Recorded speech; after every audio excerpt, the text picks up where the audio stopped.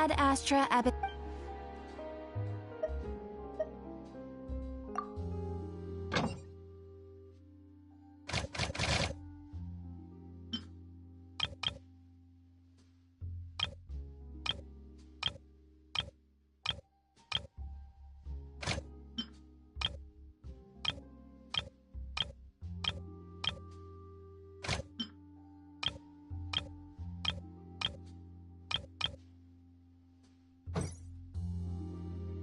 Ad Astra Abyss.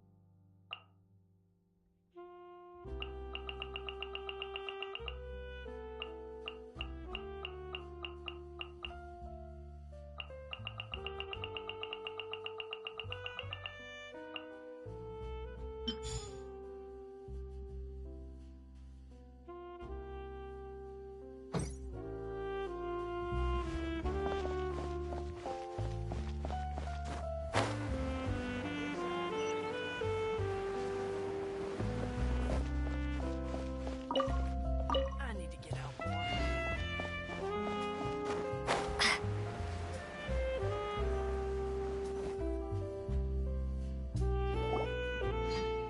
It's right up ahead, but let's make sure we weren't followed first.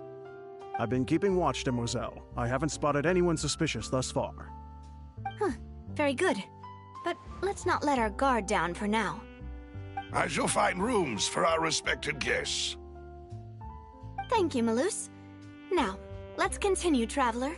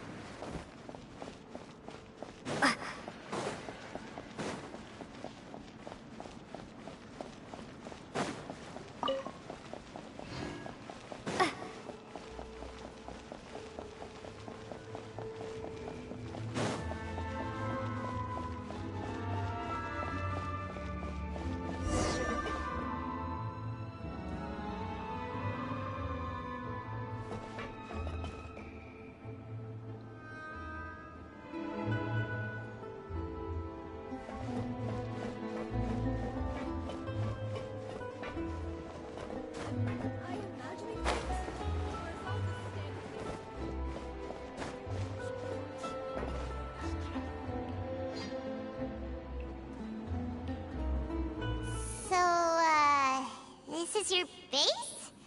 It's not quite what Paimon imagined. Your accommodations have been arranged. Under the present circumstances, I can confidently say it's the best we have.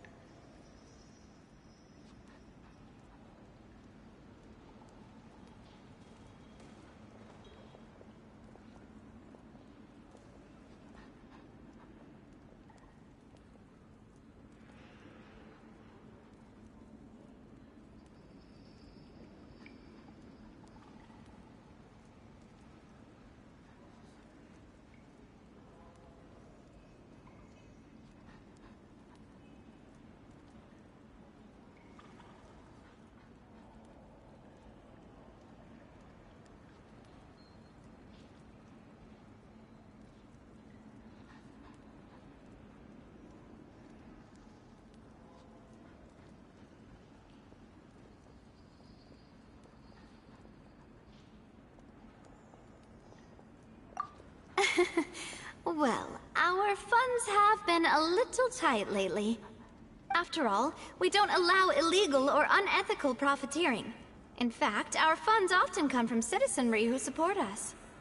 Seems like it's tough times for everyone. But if you have the support of the people, that does sound like it's worth it. To be honest, our financial situation was a lot better back when my father was in charge a few years ago. I'm afraid I'm not quite his equal. Your father... he was the previous boss of Spina di Rosula, right? How did he... Demoiselle, if you'll allow me to explain. No. I'll explain it myself. I suppose I couldn't run from this topic forever. And as partners, this is something I hope they can understand. My father's name is Callus. Yes, the same one they call Callus the Unfaithful in the streets. 3 years ago, he was accused of murdering his own friend. But he chose a duel to defend his honor instead of standing trial. He died in the duelist's ring. Oh no. But I do not believe my father was a murderer. I'm sure he was set up. At the time, I believed that if he only stood trial and was duly investigated, something amiss would crop up and prove his innocence. But strangely, he not only requested the duel himself, but rumor has it that even after being seriously injured, to the point where he could be deemed as having lost the duel, he refused to surrender, determined to die in the arena. 3 years later, I still don't understand why he did that. How could he protect his honor if he's dead? If anything, he gave up his chance to defend himself.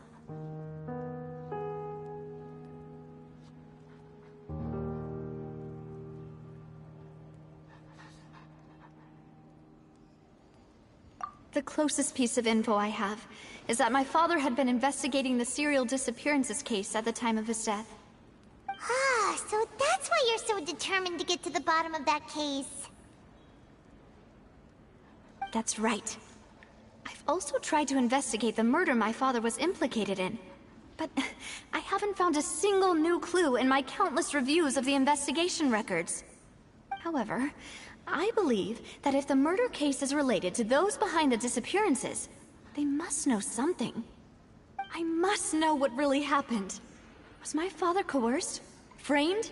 Even if he really did kill his friend, I must get to the truth. If only he'd been more open with me when he was still alive. He even hid the fact that my mother died due to complications when giving birth to me. And now, here I am investigating his death. You really are a handful, aren't you, Papa?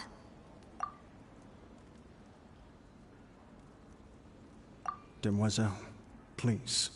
If there is anything I can do, anything at all. I also will never believe that Master Callus murdered anyone. There are none whom I respect more than the two of you, Demoiselle. Master Callus did so much good in life, yet all it took was one murder case for him to be dubbed Callus the Unfaithful. Even our supporters decreased greatly due to that incident, hence our strained finances at present. Wait, if Callus was such a good man, wouldn't people at least be a little suspicious when he was accused? No. Perhaps people just revel in that kind of drama.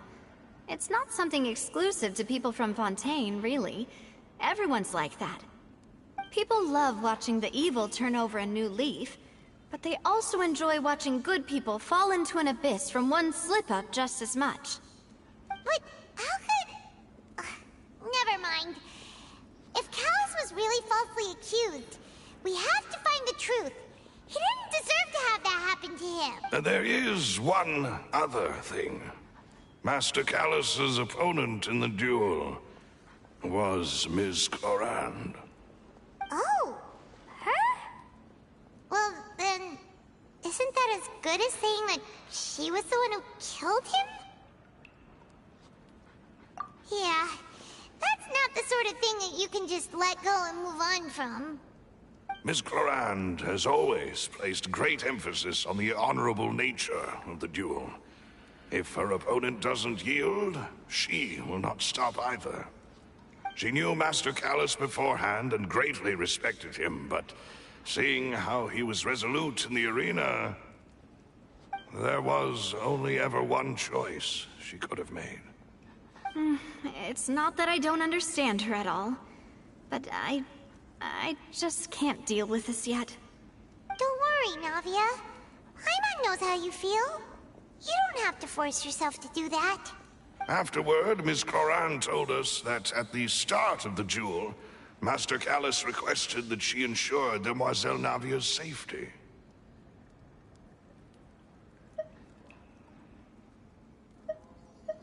Yes, that is our understanding as well. Oh, Papa. What madness drove you to ask the person who killed you to take care of me? All right, anyway, that's the information I wanted to share with you. Even if it did sound like I was just complaining towards the end. Thanks. You two should go and rest. This was quite a day after all. Yeah. Paimon's beat. Please, relax and get some sleep. We will ensure you rest soundly.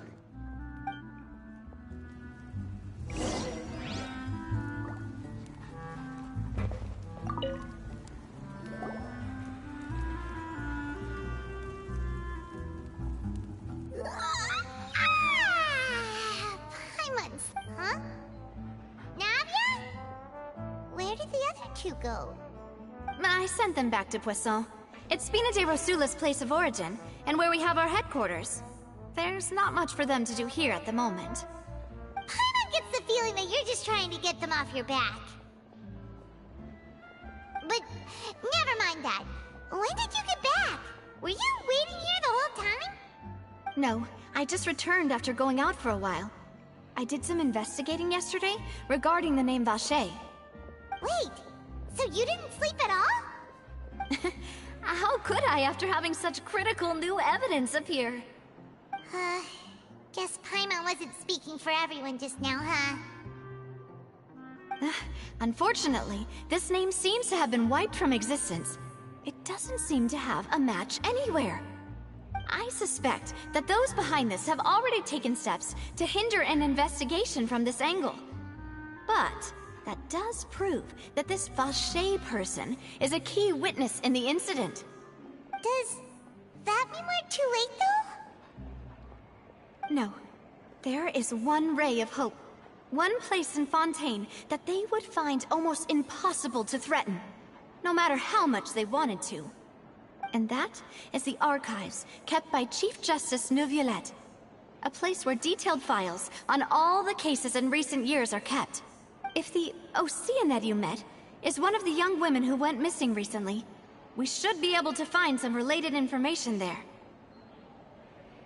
So Neuvillette maintains an archive of case files? Whew. Guess that's the hard-working Chief Justice for you.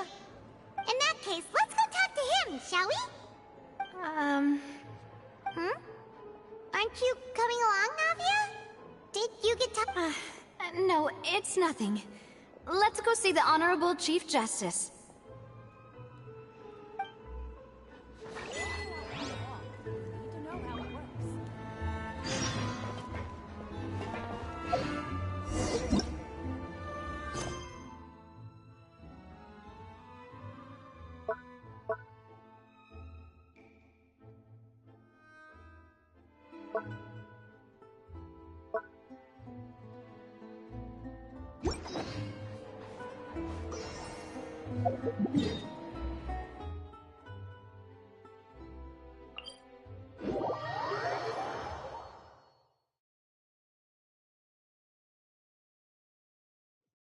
The Palais is right up ahead. Come on.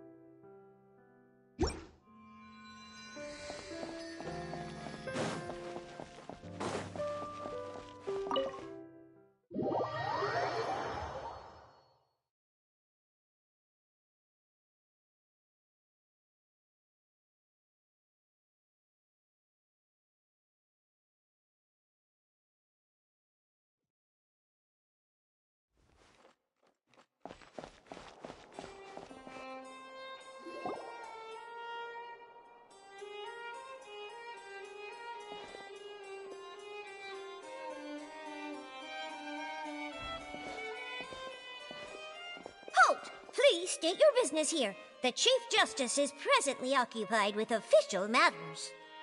Huh. This place does look pretty heavily guarded. Guess that proves that Nervalet's files are really secure. Hey, don't you recognize us? Huh? Who are you? Just to be clear, I don't care who you are or who you might be related to. Our rules make no exceptions. See? They've got great discipline, too. Yep. Paimon can tell. If you're here just to crack jokes, I can point you towards the exit.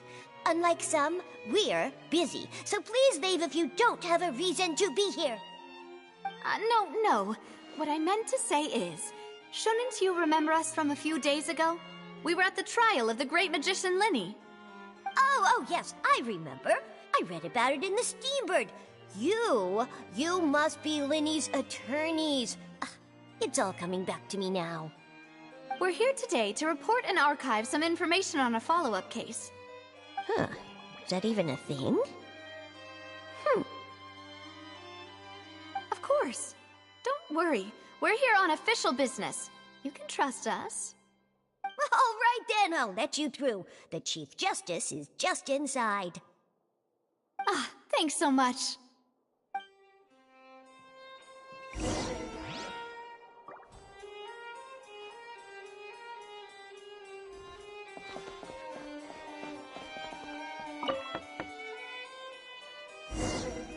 Please come in.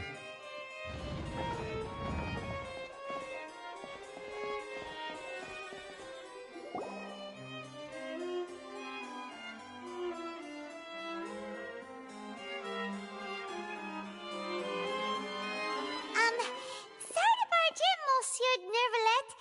We only lied to get in because we didn't know any other way. It's all right. Please let me know how I may be of assistance to you. So you're not mad at us? We're looking for a man called Vacher. He may have been an eyewitness in the serial disappearances case. If we can find him, we may be able to unearth some key information on the case. Ah, I see. In that case, please wait here a moment while I browse through the files.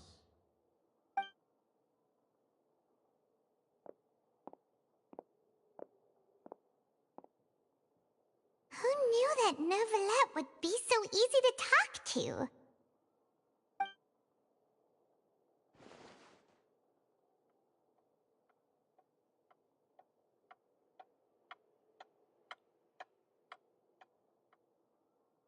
Unfortunately, I'm quite certain that no one by the name of Vacher has been involved in any case, criminal or civil, in the past several years. There are no records of him either in the files or in my memory.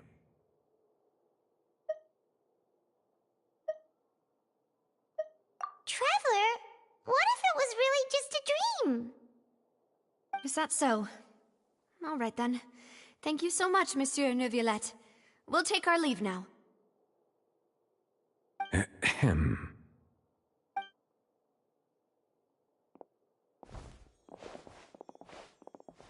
Miss Navia, I can understand how you feel. Your father, Callus, was a truly exceptional man. We deeply regret his passing. And what are you trying to say, Monsieur Neuvillette? Are you trying to console me? Extend your sympathy? Or just express some tendril of regret? No. You are not trying to do any of that. I can hear it in your voice. There's no emotion behind your words. You only said those things because you felt like you should. It's just like last time. After my father took his place in the duelist ring, I pushed through the guards to talk to you as a last resort. You even told me then that you thought there was something fishy with the case, yet you still allowed the duel to go ahead. In your eyes, the value of a human life is nothing compared to those cold laws you hold so dear. If you truly regret my father's death, then why didn't you call a stop to the duel? Why didn't you give me the power to stop him from throwing his life away? Why did you just let him die? despised and hated by all. Everything was hanging on a thread at that moment. Just the tiniest effort could have changed everything. There are still so many things I never got to tell him. So many questions he still owes me answers to. If you really have no heart, then just look me in the eyes. I, Navia, will show you the true meaning of regret. I'm sorry, Miss Navia. You and my father are truly alike. You keep all kinds of things in your heart and never say a word to anyone. It's not so much that you can't feel, but that you would never express anything. Oh well. In any case, everyone already knows full well the apathy of the Chief Justice. My apologies for taking my emotions out on you, Monsieur Chief Justice. Let's go, Traveler and Paimon.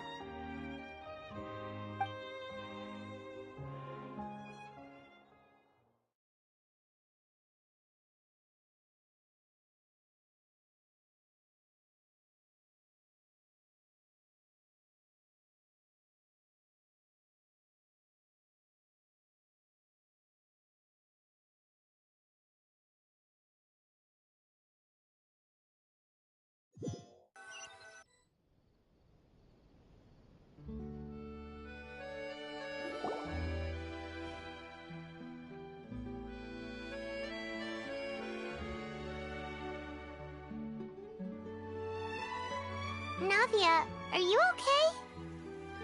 I'm fine. Rain. It's raining. You're right. Wasn't it still sunny when we went into the building? And there shouldn't be any active trials today. How strange. Now that I think of it, on the day my father was convicted of murder, it was also raining. What is it? Did you think of something? Yeah, he was outside. It was uncovered and the rain could fall there. Why? Do you think the rain could have affected the crime scene? That thought has occurred to us before.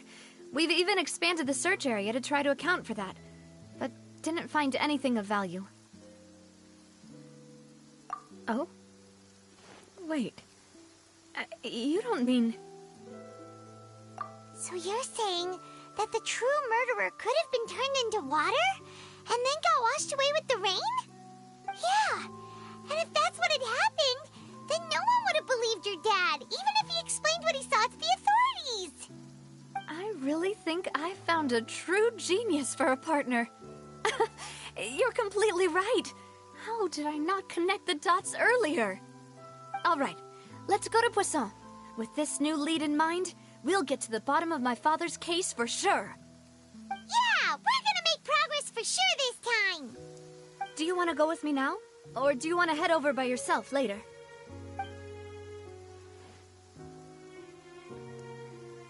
Great. Let's go then.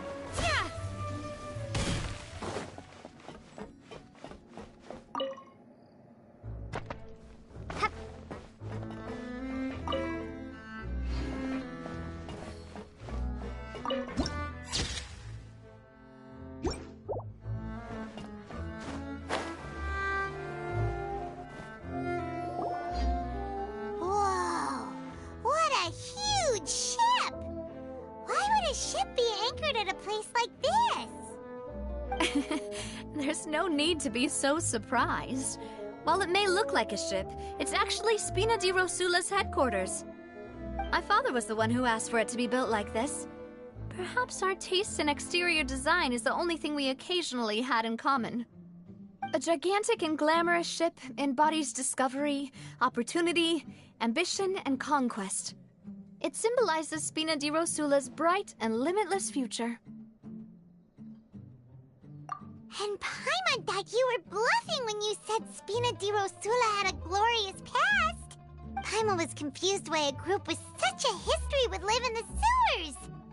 But now that Paimon has seen this ship for herself, she's been convinced. Well, Poisson is where Spina di Rosula began, after all. It's our main base, our home.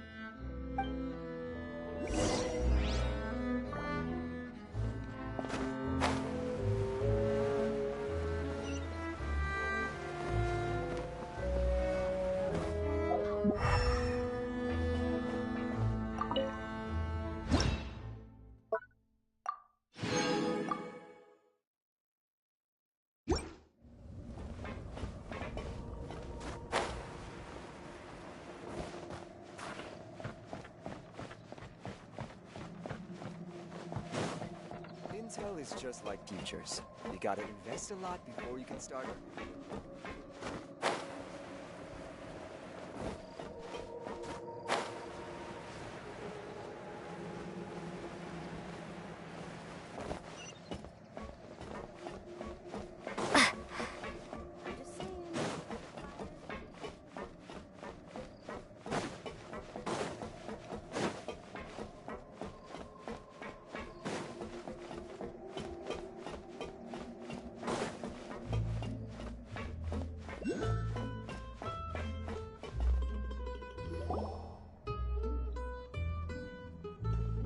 Melus, we're back! Apologies for the wait, demoiselle, and our most important partners. You said before that you still had some business at the court. What brings you back to Poisson so quickly? About that.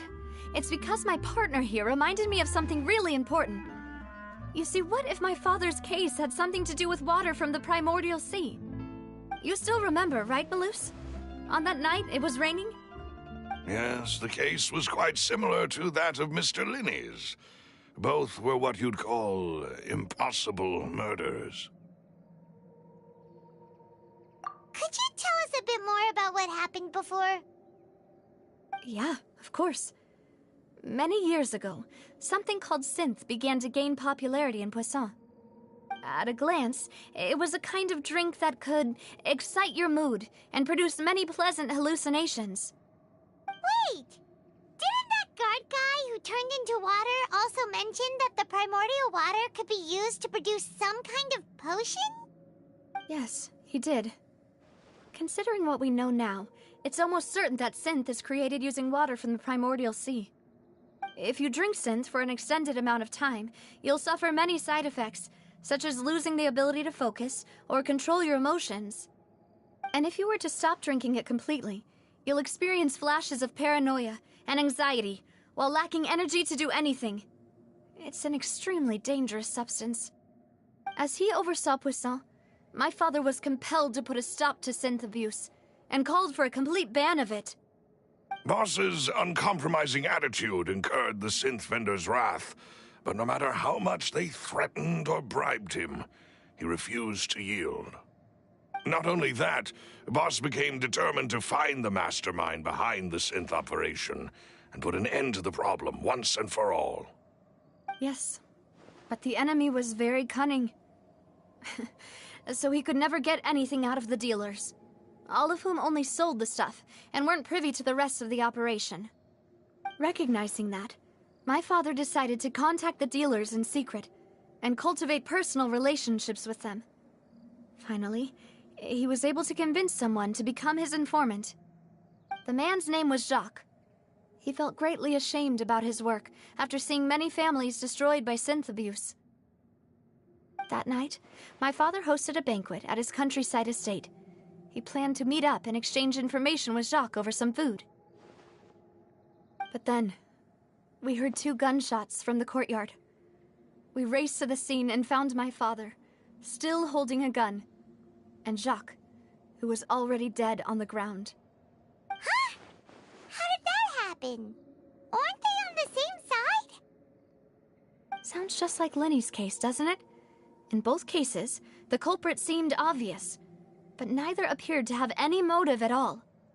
Looking back on it, though, I now believe the most important clue was something we all overlooked at the time. There were pieces of clothing left at the scene. Precisely. It's all thanks to you that I made the connection now. Back then, we all just thought they were some costumes that Jacques used to disguise himself at the banquet. But, considering it now, it's almost certain that they belong to a third person at the scene. With one extra person, we'll also need to reconsider why the 2 shots were fired. You're right. We still don't know what happened. But my intuition tells me that we're on the right track to figuring it all out. I'm finally headed towards the truth. Jacques was an empathetic man who was infinitely remorseful for his past actions. It's unlikely that he turned on Boss with 0 warning.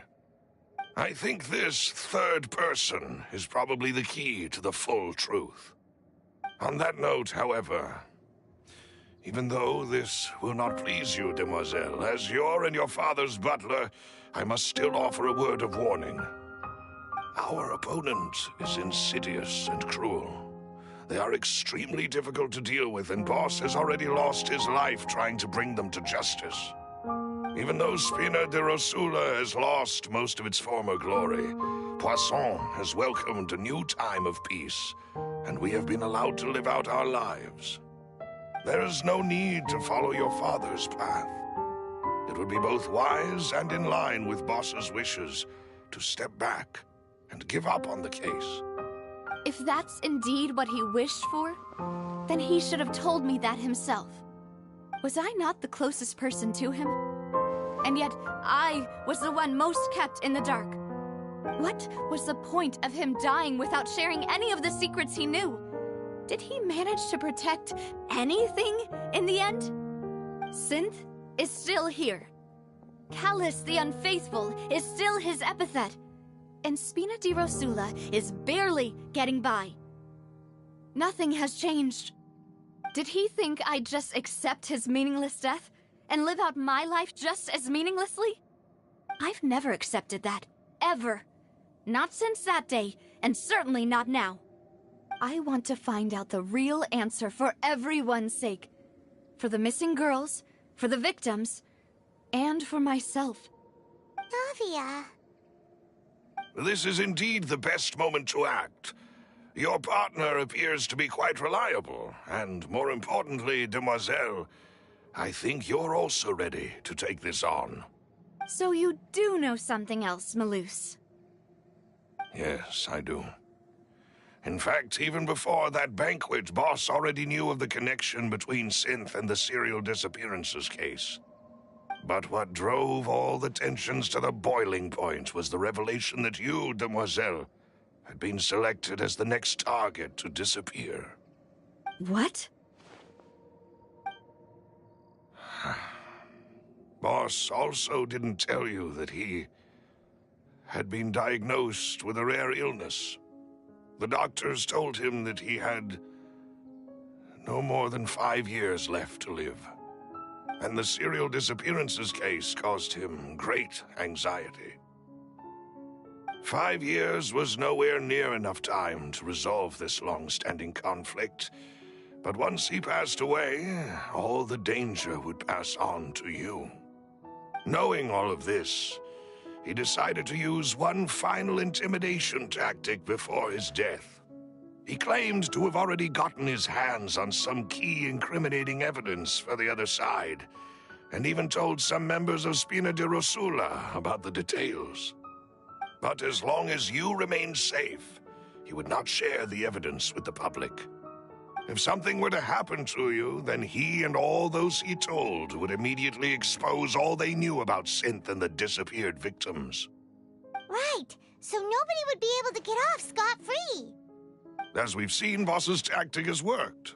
Even though Boss has been gone for a long time, the other side has not tried to take Demoiselle's life. No, I don't believe it. He never appeared to look sick to me. No father wants their daughter to see them weak and haggard, especially someone as proud as Boss. To him, dying in a duel and suffering lasting dishonor as the unfaithful was still far preferable than losing face in front of his daughter. So he chose to die in silence, so that he could protect me. I'm afraid you're not understanding this correctly, Demoiselle. What Boss wanted to hand to you was not a parasol, but a sword. If Boss's spirit could hear you telling me that you want to find the answer for the sake of everyone involved, I'm sure he'd be extremely proud. That fool. Couldn't he have just given it to me straight? No.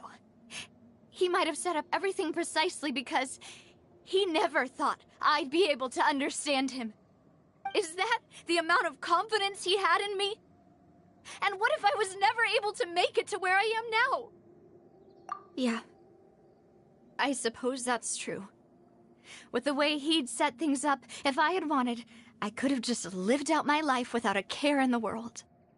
But thankfully, he rarely talked to me about complex matters, and thus understood little of me as a person.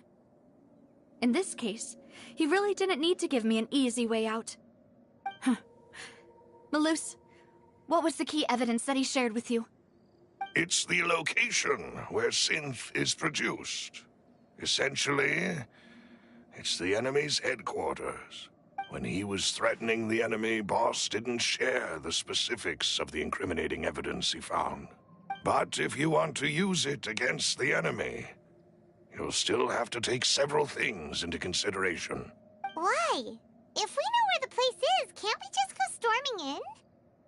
You mustn't forget that we're fighting against a mysterious and dangerous organization that's been in operation for decades. There's no telling what might be lying in wait at their headquarters. We also have no idea what kind of evidence we may be able to find inside, nor what people we may be able to capture. But a single visit to their headquarters would be tantamount to a formal declaration of war. The worst case would be that we leave empty-handed, but also open ourselves up to full retaliation. Then, in that case, why not work with the Fontaine authorities? Well, you saw one of them dissolve during Mr. Linney's case. We have no idea just how thoroughly they may have been infiltrated. Huh. That's true. Seems my father really had no choice. But things are different now. It should be a lot easier to prove the other side's guilt, now that we've connected Synth with the disappearances case. You sound like you've put a lot of thought into this, Malus. I am the butler, after all. I live but to serve the boss and Demoiselle's will. I've always been willing to take on any kind of risk for your sake. But considering my relative lack of ability, I've spent my time keeping secrets, performing basic investigations, and waiting for the right time to come. Thank you for all of that, Malus. Have you discovered anything new in the past few years? Let me think. One conclusion I came to was that the enemy must be quite familiar with Spina di Rosula, or at least have an informant planted here. When I announced orders to the organization's members on Demoiselle's behalf, I used to deliberately keep a few people in the dark and observe the reactions of the synth vendors. If the vendors didn't change their plans, then the individuals informed of our orders must be innocent. If the vendors packed up and fled, however, then someone must have given them the news. After several rounds of testing and investigative tracing, I've narrowed the suspect list down to 3 people. The first is Florent, Spina di Rosula's senior advisor. Huh? Florent? Yes, surprising, isn't it? He was one of the people Boss trusted the most, which also means that he was someone who understood Boss really well. Thanks to his position within Boss's innermost circle, he always knew our upcoming plans and could thus avoid capture this whole time. There's someone else like him too. Marcel, the head of Confrérie of Cabrières. Uncle Marcel. It's a guild in Poisson. Boss helped it to grow to its current size and prominence. In the beginning, they were only reselling some daily goods, but now they're one of the richest guilds around with a lot of business connections in the city. So, they're like a sister organization of Spina di Rosula? Yes, you can say that. When we were fighting against the synth dealers, they provided us with plenty of support. It's a bit difficult to imagine someone using their own money to hunt down themselves. The final suspect is Thierry, the man responsible for coordinating information between Spina di Rosula and the guards. Although the guards mostly leave us to our own devices, there are still many activities we have to report to the local authorities. Since Thierry is always in the know about our current activities, he could theoretically always plan one step ahead. I see. These are all people who I communicate with quite regularly. To think that the enemy we've been fighting against has been right next to me all along, among those I trust the most. It's almost too hard to believe. If you want to investigate them, please take every precaution to not alert the quarry. Judging from our experience, the enemy is extremely cautious. Of course. And thank you, Malus. You've provided us with a lot of great information. You're too kind, my lady. I'm just doing my duty. And before I forget, proving Boss's innocence would also mean clearing him of blame in Jacques' death. After that incident, Jacques' wife and daughter were taken into the Spina's care. They still live in Poisson today. If it might help, you could also pay them a visit. I can make the necessary arrangements. Aw, thank you so much, Malus. You really are the best. A new case awaits, my dear partner. I hope we can work together to uncover the truth and end this case once and for all.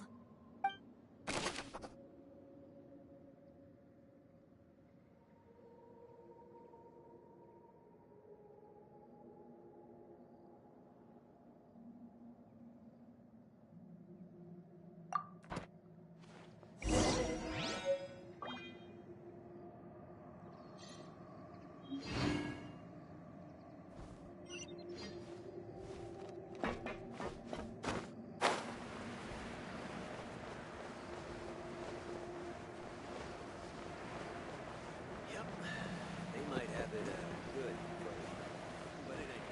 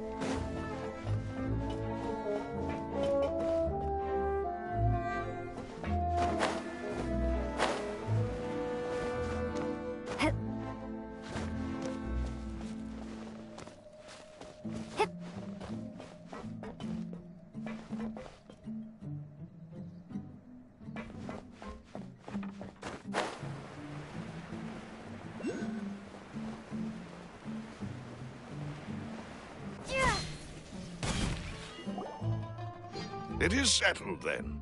Please excuse me, and enjoy your conversation at your leisure. Thank you for arranging everything for us, Malus. Excuse me, miss. Do you need anything from us? Oh. Hey, Navia's all quiet. This isn't like her at all.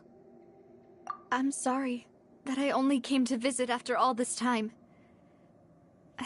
After what happened, I didn't know how I was supposed to face the two of you. Ah, if it's about that, there's no need to apologize. After my husband died, Spina di Rosula sent us a lot of mora and support. I understood your guilt and apology to be genuine. But aren't all of those things nothing compared to the loss of Jacques? I can understand the kind of pain that comes with losing a father so needlessly. You don't understand at all. I didn't know how to face you, because I didn't know what I could possibly bring as a consolation gift. I know only the full truth could bring closure to you. And to all of us. I'm sorry. I appreciate the sentiment, but you don't have to carry all that guilt. On the matter regarding my husband, my daughter and I have more or less found our answer already. Would you mind sharing it with me? I really can't believe that my father could ever bring himself to shoot Jacques. I always knew that my husband's money was earned through others' suffering. He told me countless times that if he could turn back the clock, he would never go into the synth business again. He had many regrets, and felt that he took the idea of providing for his family too literally. For the longest time, he thought Mora was everything. So when Mr. Callis came to him with a proposal, he accepted it almost immediately. He tried to be as careful as he could, but even so, he was still found out by the higher-ups. They found out about his betrayal? Papa didn't say that exactly, but Papa did tell me that I should never be ungrateful. Before he left that day, he told me that he had no choice. It was only later that I realized it was his final farewell to the two of us. I don't know that for sure, but you could say that's the conclusion I eventually came to. Which is why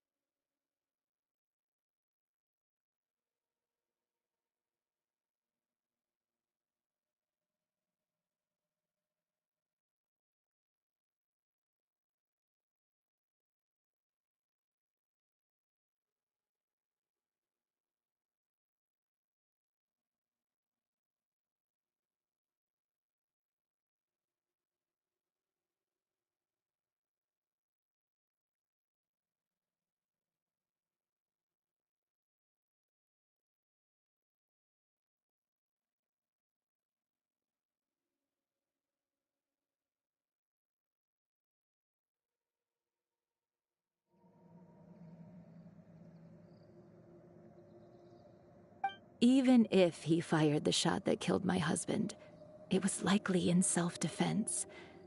It is impossible for me to hate him for what he had done. But Mama, why is Papa still the bad guy if he did the right thing? Papa always wanted to be a good man, so why did he have to do a bad thing in the end? Well, things aren't always as they seem. You still feel like your papa was a good man, right? Yeah, Papa was a really good man. The best in the whole world. Then you should hold on to that. If a good man had to do a bad thing, then he must have had his reasons. Regardless of whether he left you a parasol or a sword, he must have done so to give you a better life. Oh. Thank you for everything you've told me. I will definitely find the truth. The current state of things is not something I'm willing to just sit back and accept. Thank you. I'm very grateful to hear this from you. Even though your personality is quite different from your father's, your determination when you speak is really similar. You really think so? That's the first time anyone said that to me.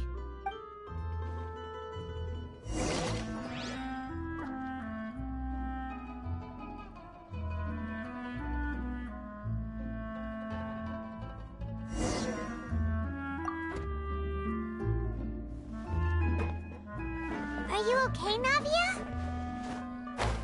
I'm fine. Don't worry. Let's investigate the 3 suspects next. Laurent should be nearby, and we should be able to find Thierry and Uncle Marcel in the city. I'll get myself together on the way, so please don't worry.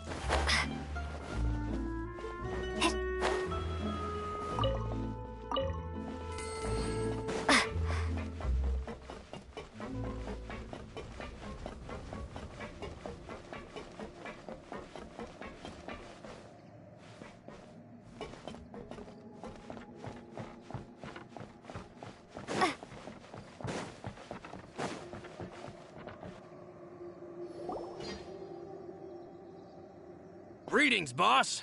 How may I be of assistance today? I'm sure you've heard about what happened at the Opera House?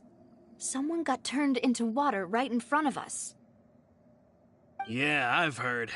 With something that dramatic, I'm sure journalists will milk it for all it's worth.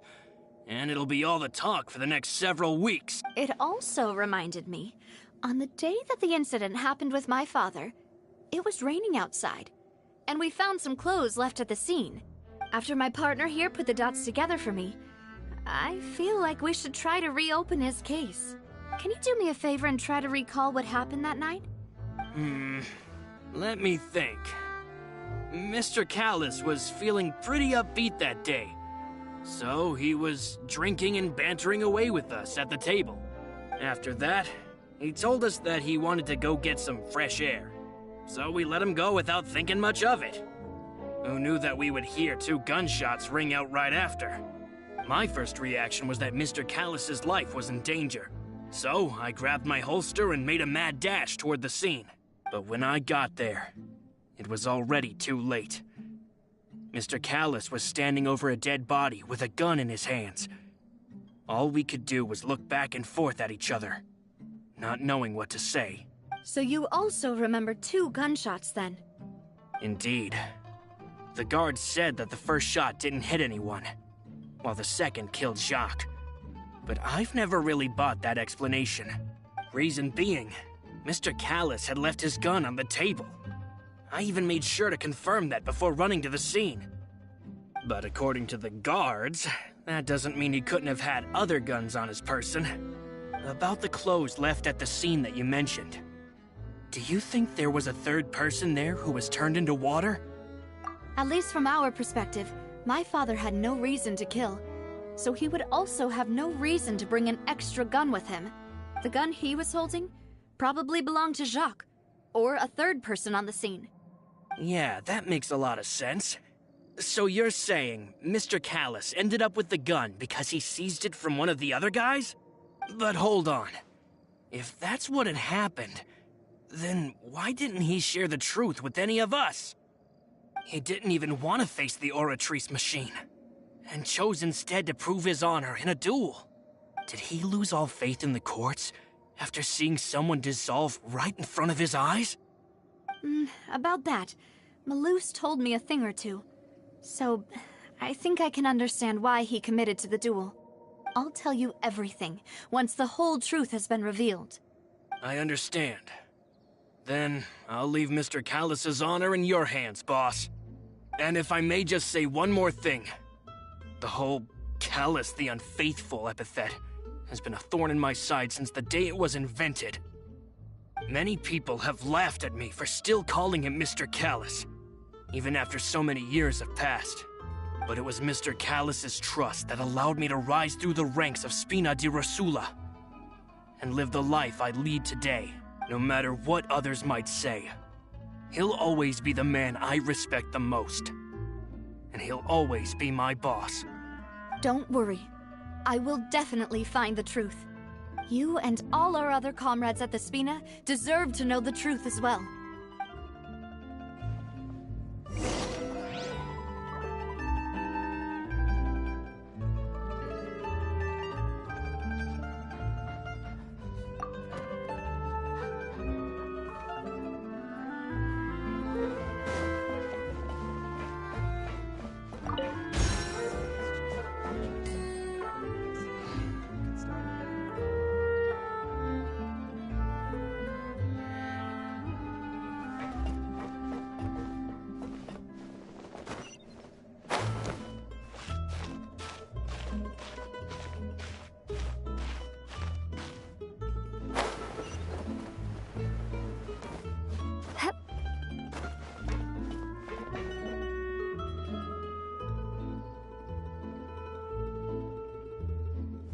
Intel is just like teachers. You gotta invest a lot before you can start.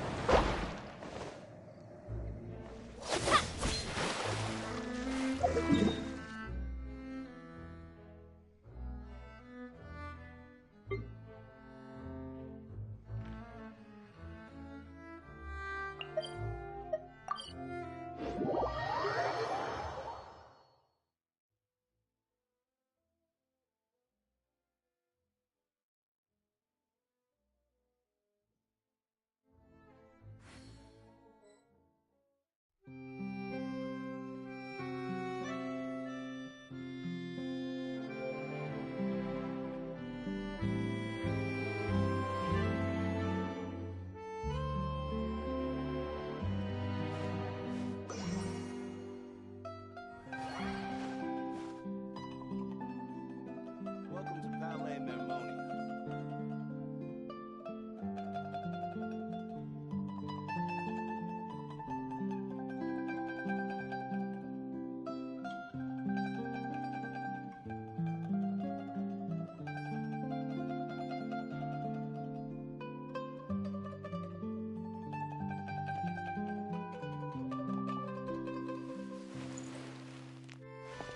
Ballet Mermonia. Hey, Tierra! It's me!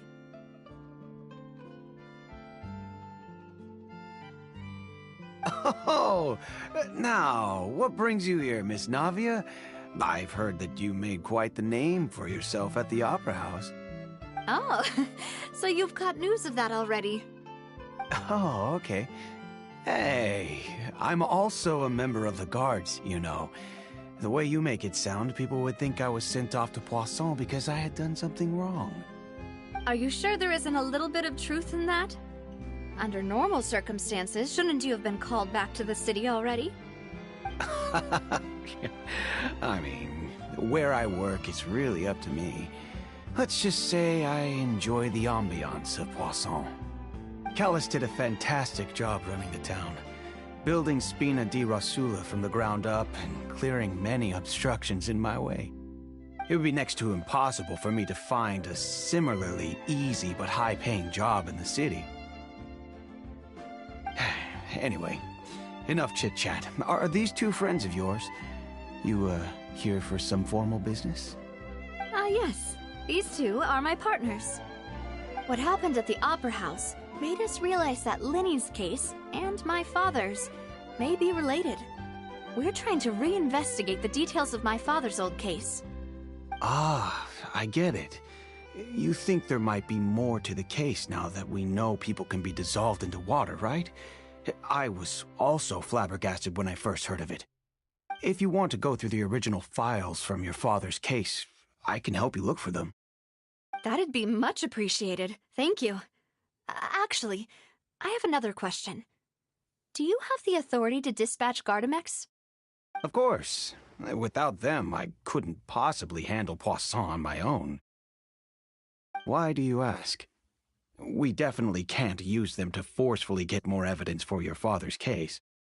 Well, you see, just recently, we were attacked by a horde of unnumbered Gardamex in the city. So, if you hypothetically wanted to do something against me, all you would need to do is get rid of the mecha serial numbers and send them after me. Then you think too highly of my abilities. Dispatching mecha is very different from controlling them. If I had to make an analogy, when you order a dish, the chef will make it for you. You can ask the chef to cook, but not to massage your shoulders or carry your baggage. If you try to make unreasonable demands, the chef would just think you're out of your mind and ignore you completely. The same goes for me and my Gardamex. Removing a serial number is also not as easy as you might think. There are a lot of complex steps to it, and it's almost impossible to keep it a secret. So I can promise you, those mecha were definitely private units. They're certainly not cheap. So, whoever their owner is must be super rich, powerful, or both. Now that you mention it, though, being in the synth business would definitely be profitable enough to afford this. Oh, then you're officially in the clear, Thierry. Oh, thank you for the vote of confidence, Navia. Jokes aside, I'd like to wish you all the best with your investigation. I'll be staying in the city for a little while, so just come find me if you need any support from the guards.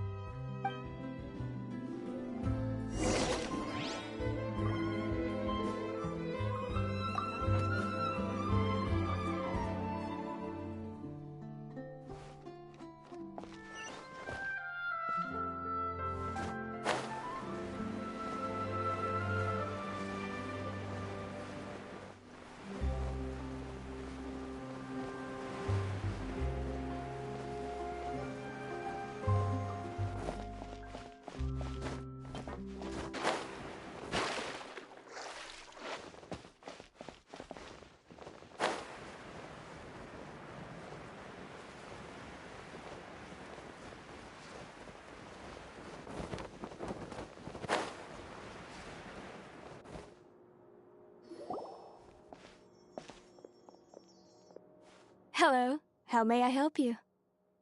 I'm here to see Marcel. Could you please let him know? You can just say Navia's looking for him. Sure. I will let him know right away.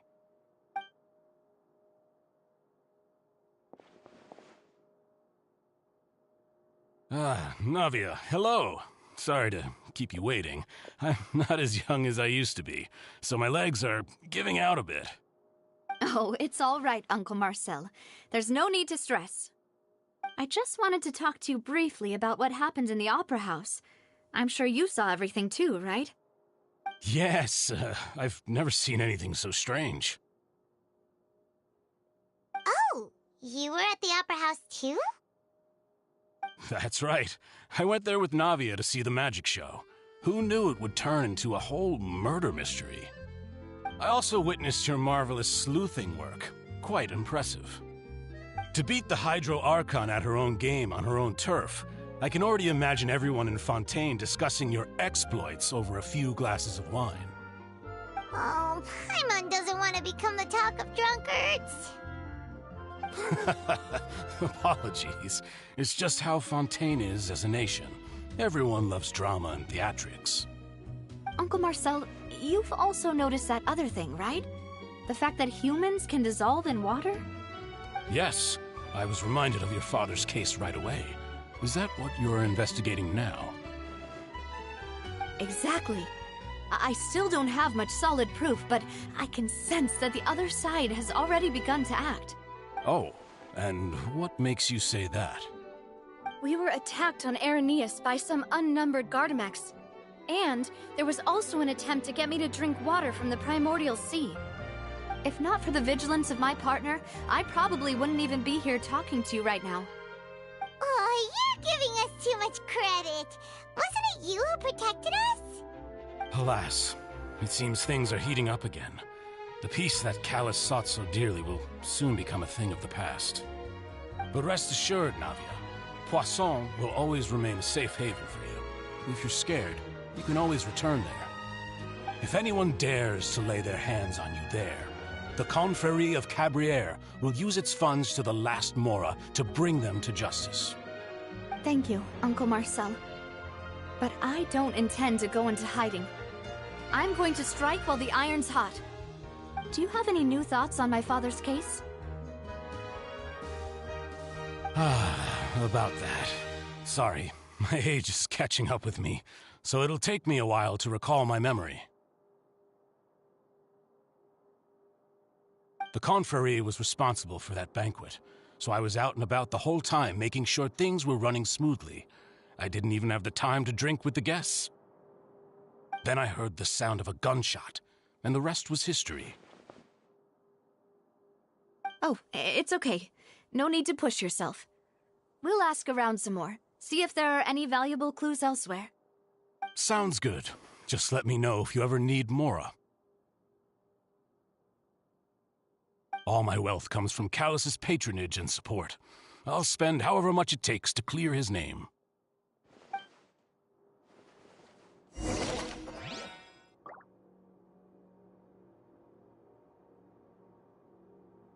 This can work.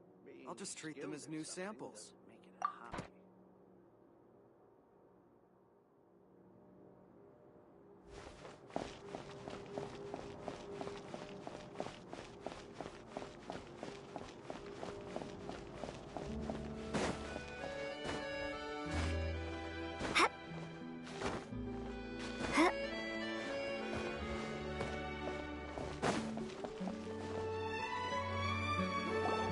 We've talked to all three suspects, purely based on their conversations with me.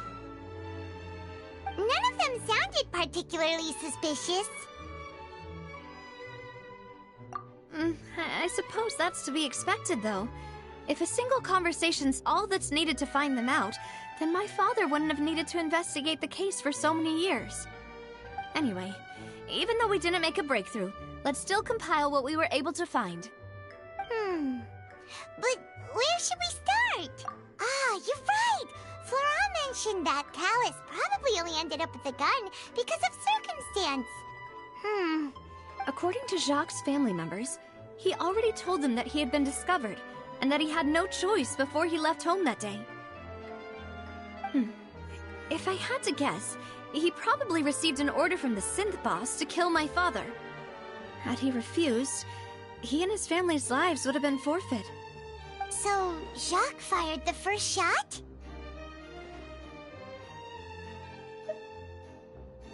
Oh? And why is that?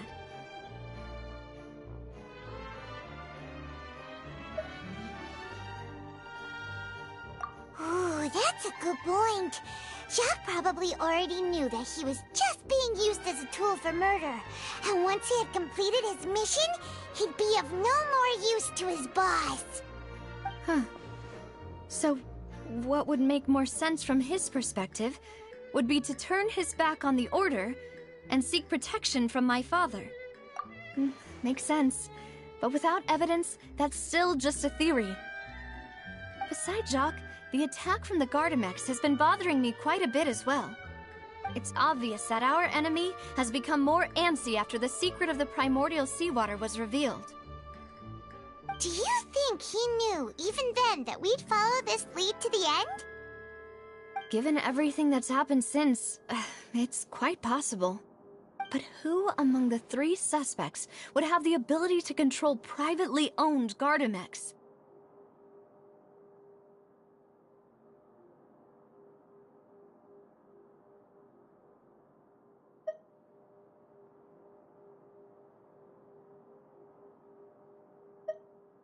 Uncle Marcel?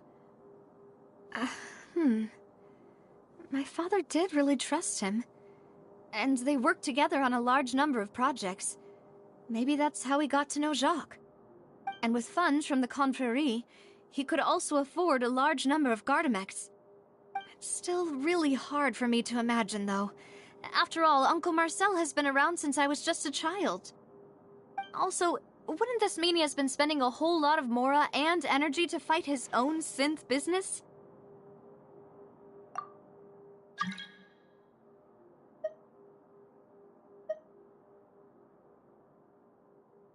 Florent? It is true that he was closest to my father, and thus had the best chance of learning about his dealings with Jacques. But as Spina di Rosula's advisor, his work mostly deals with personnel and security, so he shouldn't have much means when it comes to finances. So you're saying he's too broke to afford a mecha? Exactly. He can't. And even if he could, I don't think he would be able to dispatch... Thierry, you say? Huh. It is possible that he's figured out a way to convert the Gardamex for personal use. But I didn't feel like he was lying when he was talking to us about the mecha. I also don't think he'd be able to keep that kind of tampering under wraps. Yeah. Had he actually tampered with the mecha, we'd be able to prove it with a simple check of the guard's inventory. If the mecha were taken from the guards, it should be pretty easy to find out when and how that happened. Who could it be?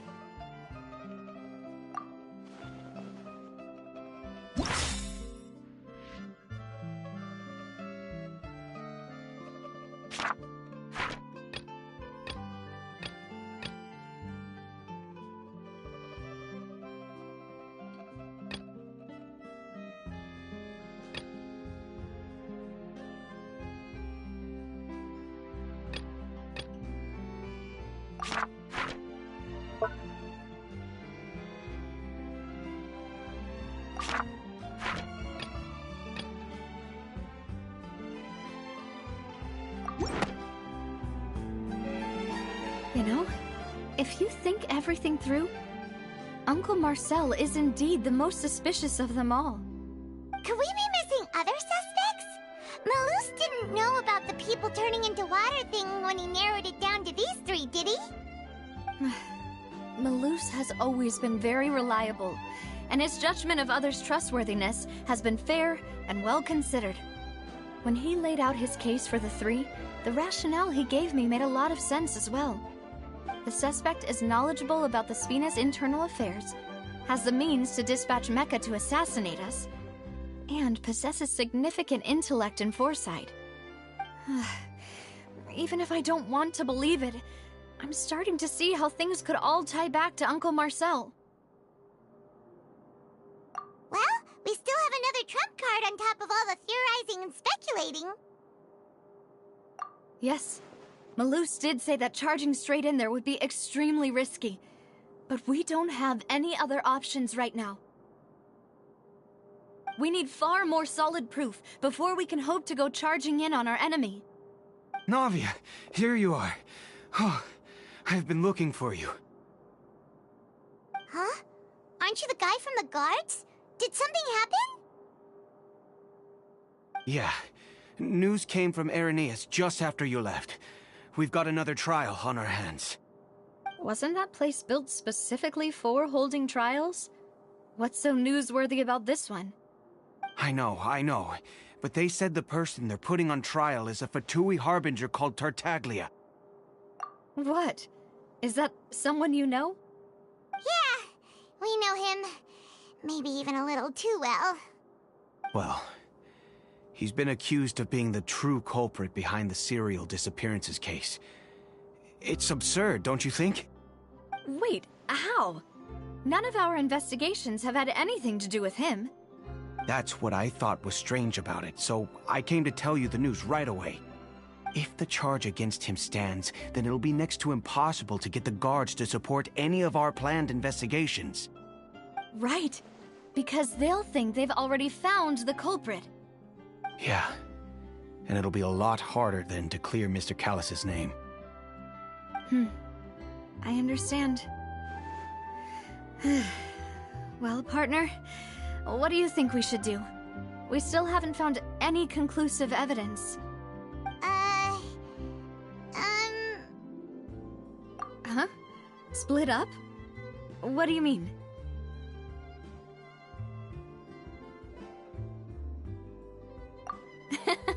Just as expected of my partner. Since this is a trial about the serial disappearances case, the culprit's attention will be focused on Irenaeus, leaving his home base wide open. You're right. This is our best opportunity. All right then, let's do this. I'll stall them at the Opera House and charge Marcel as the true culprit. I won't have any chance of making that charge stick, though, unless we find more evidence. It'll be up to you to make it back in time and hand the decisive evidence to me. We'll help you, just like you helped us in Linny's trial. Demoiselle, please allow us to accompany you. I'm ready. Ah, Malou, Silver, when did you two get here? We heard that you'll be leaving Poisson and figured that you might require our assistance. It's our hope that your confidence will be bolstered with the two of us by your side. Thank you so much. Then, let's make haste for Irenaeus. Paimon, Traveler, I'll see you at the Opera House. See you then!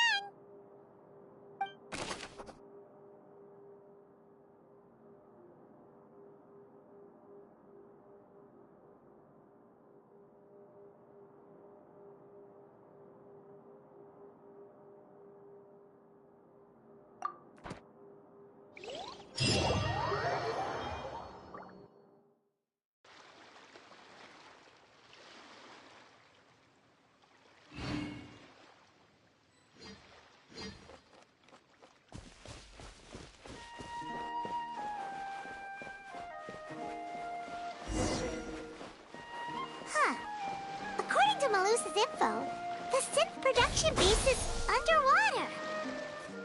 Let's go and try to find the entrance.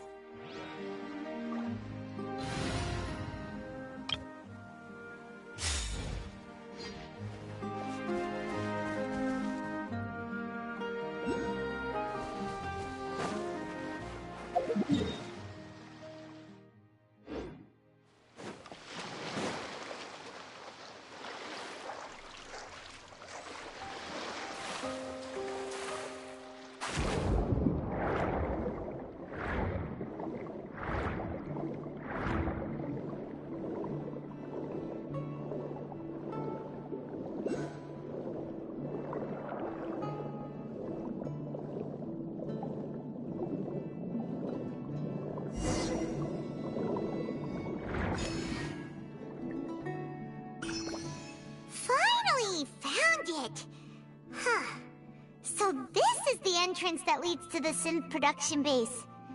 It sure doesn't seem out of the ordinary at all.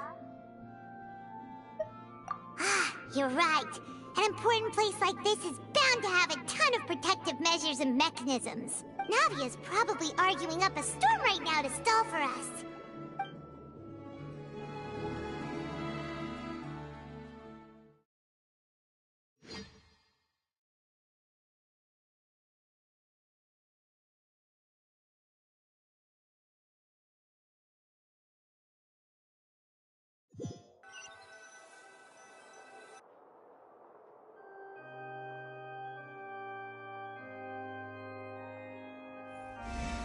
It would appear that I must repeat my question again, Mr. Tartaglia. Do you accept the charge that you are the true culprit behind the serial disappearances case? To be perfectly honest, I don't understand your country's complicated court system, or the reason why I'm being charged with something I've never even heard of. However, I did hear that people who have been charged can choose to participate in a duel to clear their name. Is that right? In which case, as long as I accept the charge, I can have an all-out fight with that champion duelist Clorend, right? I've got to admit, that's one of the most enticing offers I've ever received. When I privately sparred with her last time, she was obviously holding back. Real disappointing. Hey! Don't you understand? You're currently the prime suspect for a major case. This isn't the place for you to be looking for fights. Oh?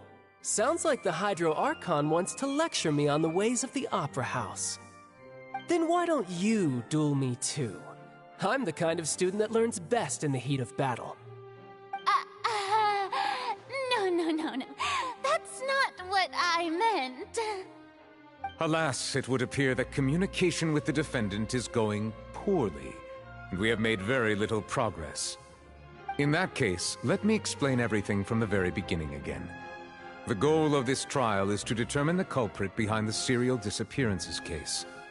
That case had nothing to do with him! You've got the wrong man! Huh? What's going on? Why is she interjecting again? I told you it couldn't be one of the Fatui Harbingers. Miss Navia, this is the second time you've interrupted the court proceedings. I only tolerated your behavior last time because you were able to provide the court with a key eyewitness. But that was an exception rather than standard court protocol. I can very well charge you with contempt of court for your interjections. Oh, please. Did you ever think I had any respect for this place's pointless theatrics? We can put that discussion aside for now. I'm not here to argue with you. I'm here to charge the true culprit behind the serial disappearances case. And if my charges prove true, then Tartaglia here will be proven innocent by default, correct? Oh, a young lady has charged in and offered to clear my name. How fascinating. Well, I'd gotten half bored to death by all these rules and procedures anyway, so I'll take you up on that offer. So, Your Honor, is there nothing else for me to do now? You may take a seat for now in the audience, but that doesn't mean the suspicions against you have been lifted. Now then, Miss Navia, who is the person you would like to charge instead? That person is...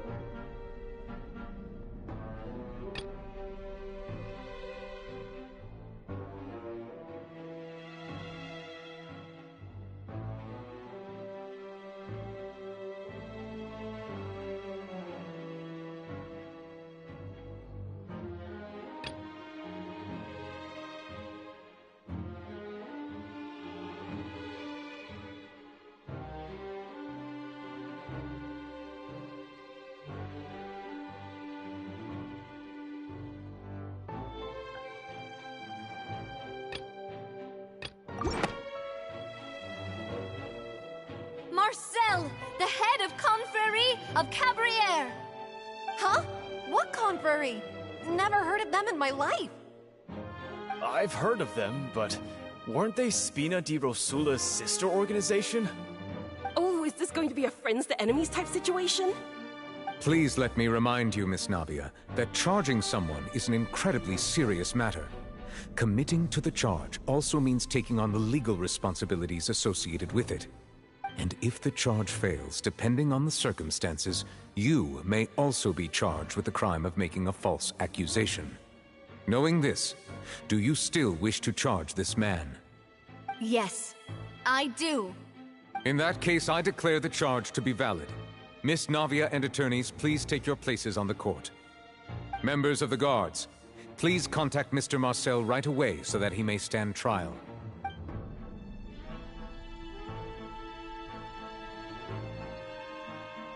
Mr. Marcel, you will not require an attorney.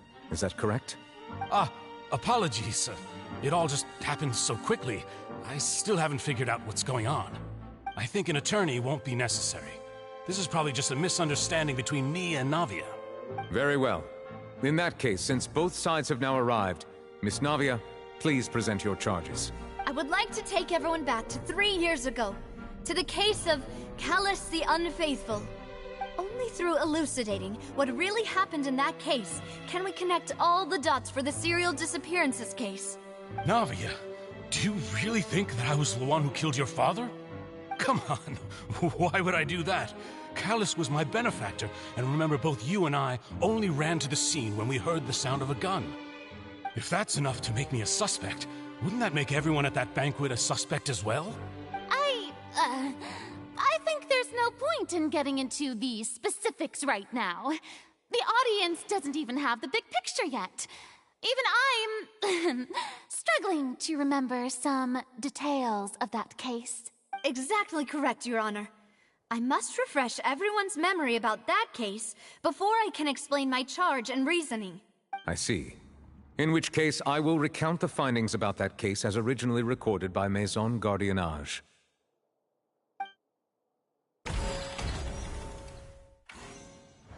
On the day of the murder, Spina di Rosula hosted a large banquet in a countryside estate owned by the Confrérie of Cabrières. During the banquet, all attending guests heard 2 gunshots from the courtyard. When the guests arrived at the scene, they found the primary suspect, Callus, holding a gun, while his acquaintance, Jacques, lay dead from a gunshot wound. The guards' investigation did not recover any other firearms from the scene. As a result, they concluded that the suspect's first shot must have missed, while the second must have taken Jacques' life. The suspect did not dispute this conclusion, and also declined to defend himself in court. Instead, he chose to prove his innocence through a duel. Callus was defeated by champion duelist Clarande in the ensuing duel, and soon succumbed to the injuries. These are the known facts about the case.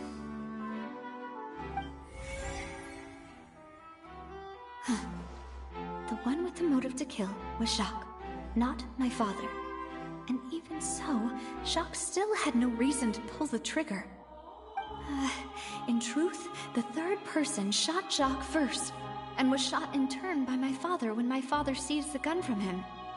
After that, the true culprit turned the third person into water, erasing all traces of him from the scene.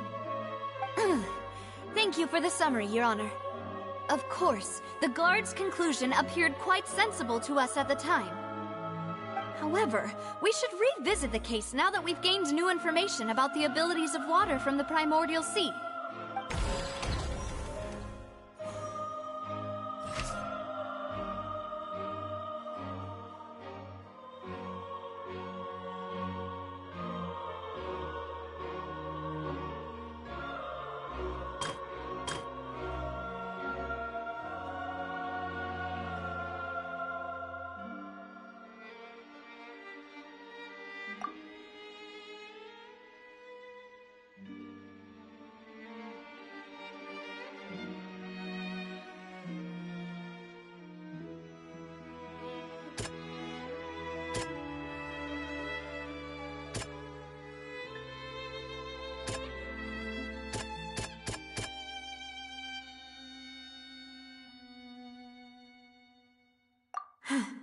Something's not right. The testimony of the victim's family confirms that Jacques had thoughts of assassinating Callus when he set out for the banquet. However, in the end he reconsidered, and instead shared everything with Callus, hoping to seek the latter's protection. Unfortunately for Jacques, the true culprit had already considered this possibility, and had sent out another assassin.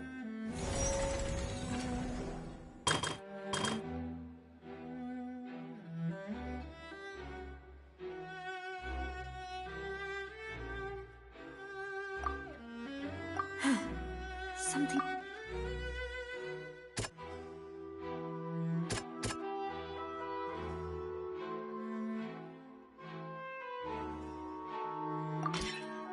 This assassin first shot Jacques, then turned to shoot Callus, only for Callus to wrestle the gun from him and kill him instead.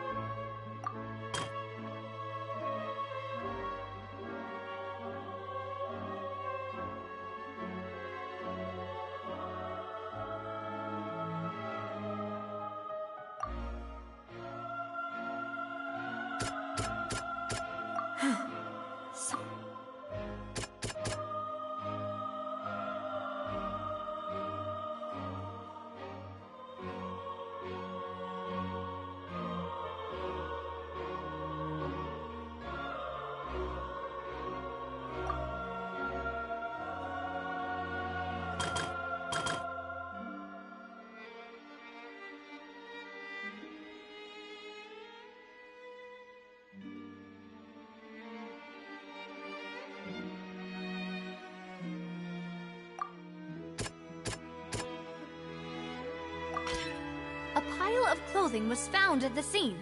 The guards once believed they were used by Jacques as a costume to disguise himself.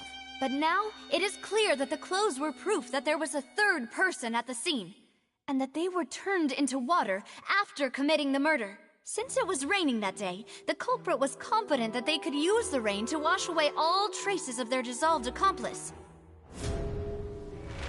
Realizing this, the true culprit caused the hired assassin to dissolve into water, leading everyone to believe Callus was responsible for Jacques' murder. This is the true version of events.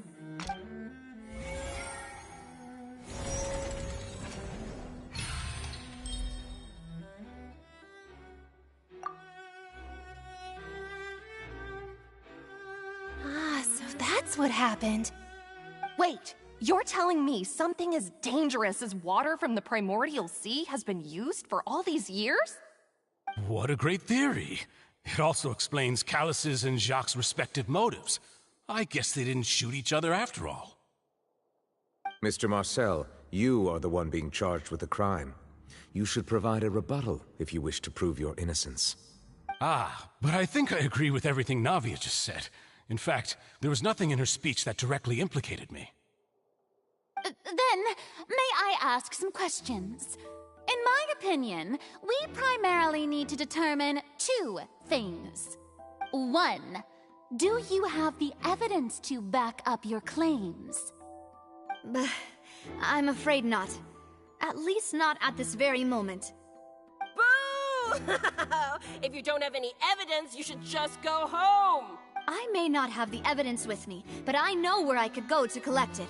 If we look up the deserted clothes against a record of people who went missing around the same time, we should be able to find a match. Considering the serial disappearances case, the guards probably kept careful records of all missing persons from around that time, regardless of age or gender. That makes sense to me. Monsieur Neuvillette, I would consider this to be a reasonable investigative direction. Why do I feel like Farina's acting a little differently today? Maybe she's scared of embarrassing herself again? Alternatively, she's become more diligent after charging an innocent citizen in the last trial. My second question has to do with the ensuing duel. if the truth is indeed as you described, then why didn't Mr. Callus explain himself in court? If he had testified that a person had been dissolved, he could have at least mounted a defense. I've thought about this too, and the answer is actually pretty simple. He felt there were things that were more important to him. The dissolving power of water from the primordial sea is an important secret for the true culprit of the serial disappearances case. My father could have exposed it for all to see, but he chose to take it to the grave. At that time, Spina di Rosula was in dire straits, and his reputation had already been shattered. He had no guarantee that going forward with the truth would allow the culprit to be brought to justice. What was certain, however, was that it would paint a gigantic target on my back. Boss once told me that Demoiselle had already been selected as the next target of the serial disappearances case. What? If the secret had gotten out, the culprit would have fought an all-out war with Espina right there and then. I wouldn't have been the only one in danger. All of us would have stood to lose our lives. Of course, the guards might eventually figure out the truth of the matter and determine that we were in the right. But what good would that do? How can a hollow verdict protect anyone?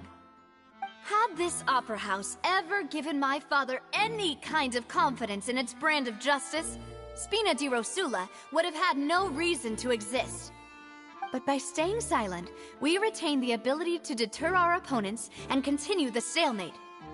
I was able to become Spina di Rosula's president, which made me harder to target, as well as giving me more time to grow and learn. And once I have figured out the truth and stepped up to the challenge, I will do what this opera house cannot, and restore my father's truth and honor back to him. So, you mean to say, your father intended to die in the duelist's ring? That's right. Do you have any proof? Of course. All you need is to ask his opponent, Clarand. I don't need your apology, your guilt, or your support from the shadows. You don't have to do anything for my sake. But since he entrusted his will to you, Clarand, you should tell us the truth about his sacrifice. So, during the duel, did you believe that Callus was intending to die?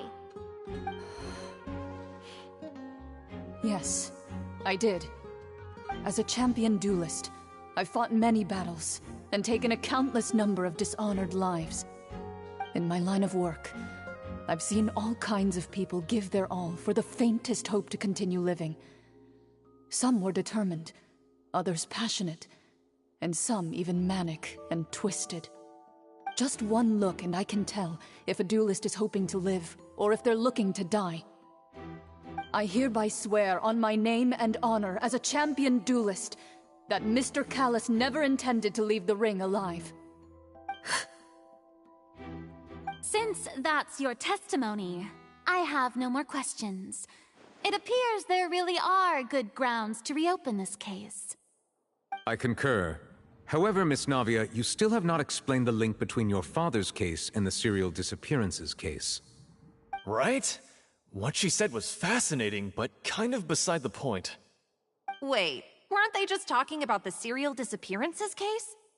Of course, Your Honor. The two cases are connected via a matter of timing. In my father's case, the culprit intended to kill both Jacques and Callus. As a result, they planned to act after hearing 2 gunshots. And at the end of Linny's trial, the culprit also only dissolved the victim in front of everyone because they realized they were at risk of being identified.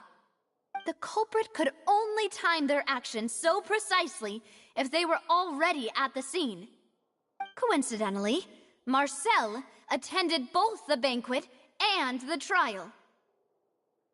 So that's why you suspected me. Even after hearing your reasoning, I still can't help but find it a little preposterous. I'm used to it, though. You've always been an impulsive and sentimental child, Navia. It's one of your most endearing traits. No need to appeal to pathos. I won't try to refute your points one by one, but even if everything you just said was true, can you prove that I was the only person present at both events?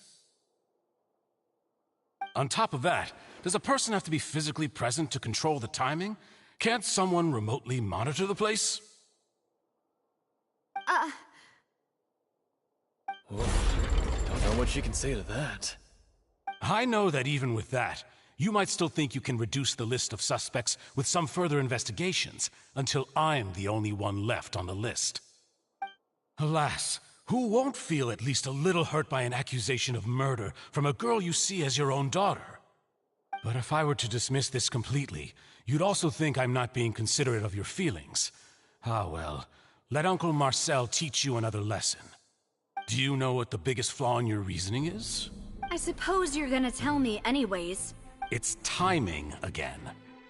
I'm a businessman by trade. From that standpoint, there's no reason for me to kidnap young women. It's a high-risk action with nothing to gain. In addition, I left my home in Snezhnaya when I was young to come to Poisson and work in some trade. My business only thrived when I received Callus's patronage. But the disappearances began before I ever stepped foot in Fontaine. I do apologize, Demoiselle. This was my mistake. No, it's not your fault. I'm sure he had come prepared. Is there anything else you'd like to say? Would you like to check the date of my first business license against the first known case of the serial disappearances? You can also take a look at my border entry records, or ask my friends and family when I left Snezhnaya for the first time. Could those records and testimonies do something to appease the unspeakable anguish in your heart? Seems like she got the wrong guy. At this rate, Navia will be convicted for falsely accusing him. I think you've done a superb job of dissecting your father's feelings as he neared the end of his life. But aren't you going against all of his wishes and expectations right now? He wished for you to become more rational, collected, and conscientious, instead of dwelling only on your own feelings. Once you've learned to be more considerate of others' feelings, and to stop rushing headlong into things, you'd have met most of his expectations. This isn't just about me, and it never has been. The biggest difference between me and the rest of the victims is that I still have the ability to search for the truth, while that same agency has long been taken from them. The people whose families were destroyed by synth abuse, the people who lost their loved ones to the serial disappearances, and the people who suffered tragic ends due to their sense of justice. Many people's images are flashing before my eyes. I'm sure some are coming to those of you in the audience as well. And whose image do you see, Marcel? Is it a man named Vacher? Oh, so you do know that name. I'm merely surprised you'd suddenly say the name of someone I've never even heard of. I was waiting for you to say that.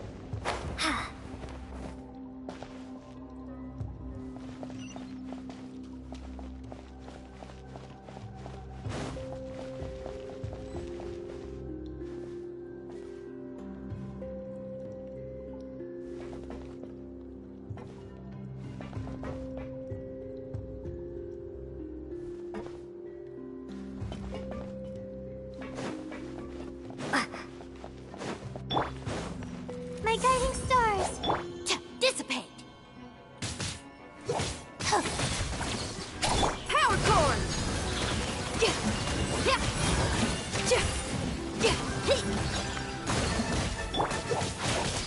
The night is cold.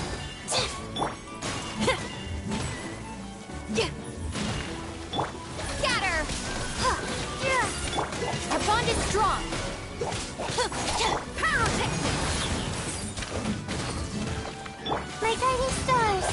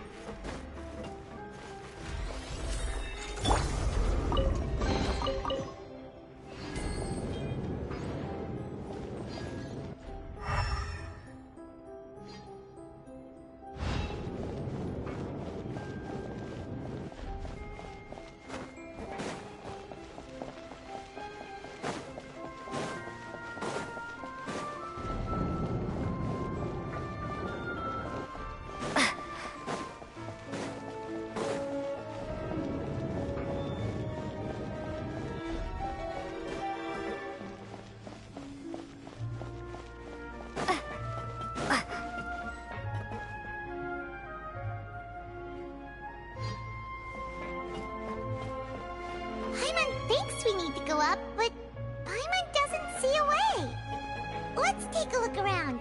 Maybe we'll find a hidden mechanism that'll show us the way up.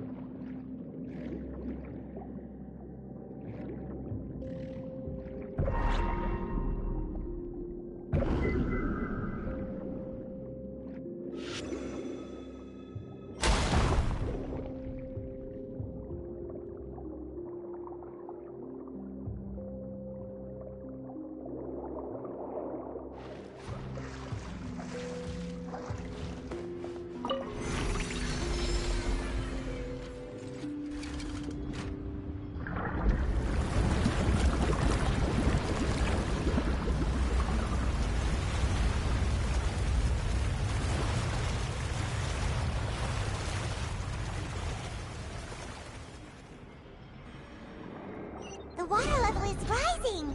Now we can swim to the top! But this is still a ways away from where we need to go.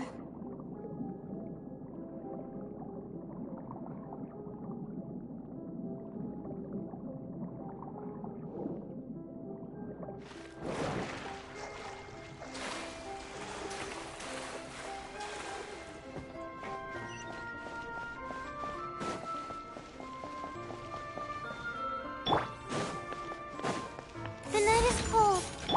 Dissipate! Yeah! Feel the beat! Propagate! Ha! My guiding star.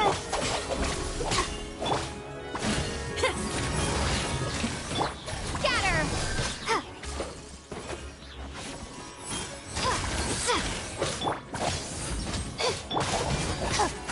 Power cord!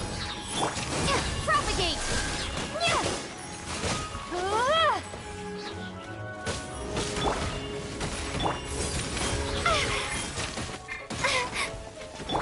Not now.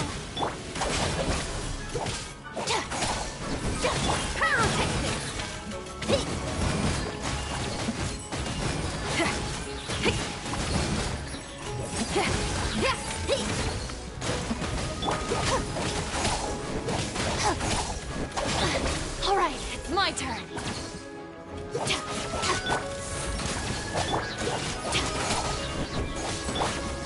Power cord!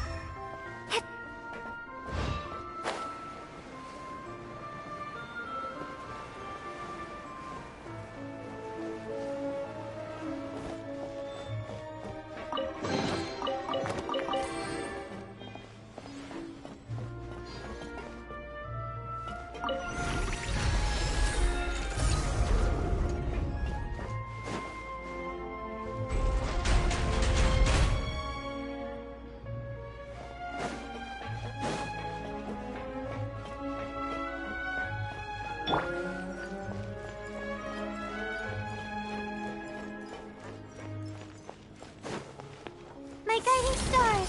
Stand with me. Pyrotechnics.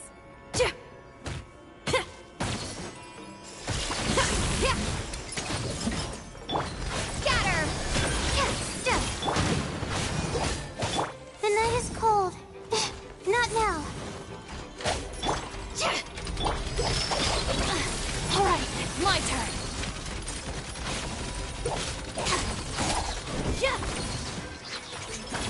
Feel the beat.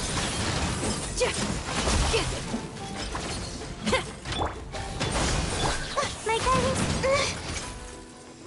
Our bond is strong.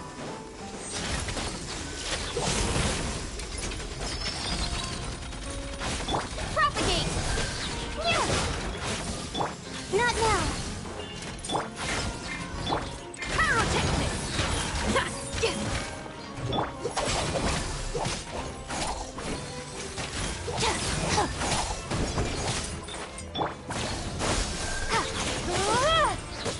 Spring force.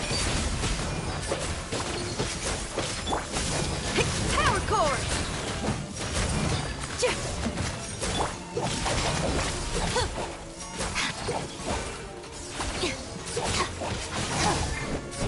My guiding stars.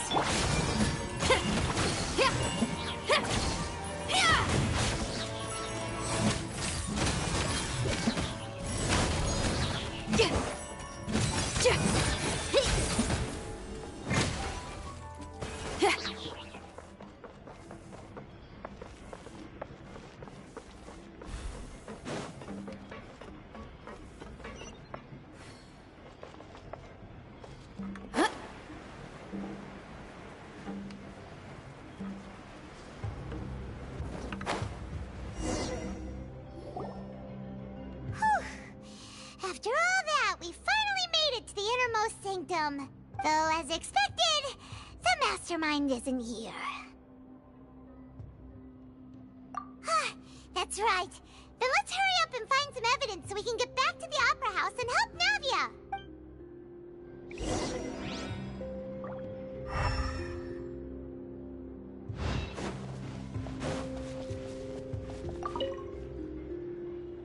Let's see what's written here. Nothing escapes Detective Paimon's eye. Callus. Navia's father. Oh, this seems to be an investigation report on him.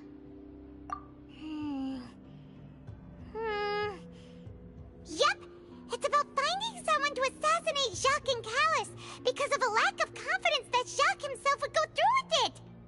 This should prove the existence of the third person, right? We still have not determined the exact content of the key information Callus has passed on to certain members of his organization. The old dog's a real menace to deal with. Even if he abides by the promise he's made to us, he will still have the upper hand. He can act whenever he wants to make our lives miserable. The only option left is to remove him from the picture entirely. I concur. Let's send someone to kill him. He won't declare war as long as we don't touch Navia. Oh, seems like we've got a bunch of correspondence between the higher-ups. They're all just so evil.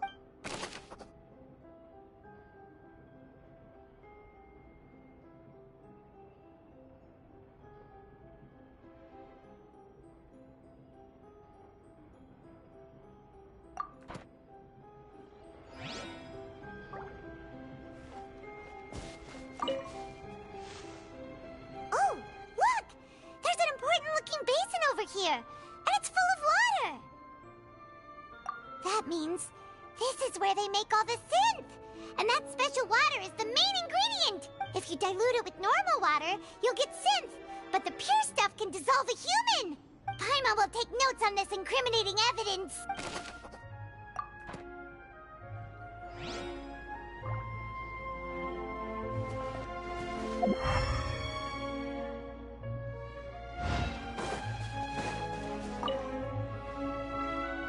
What's all this? Aw, it's a bunch of really cute things. Pink accessories, a hair tie, a necklace, even a makeup box.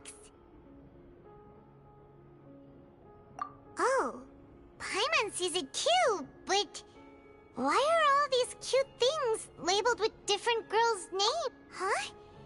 You mean the girls from the serial disappearances? They were brought here? And then they were turned into water. And all the boxes of things, these names, that means...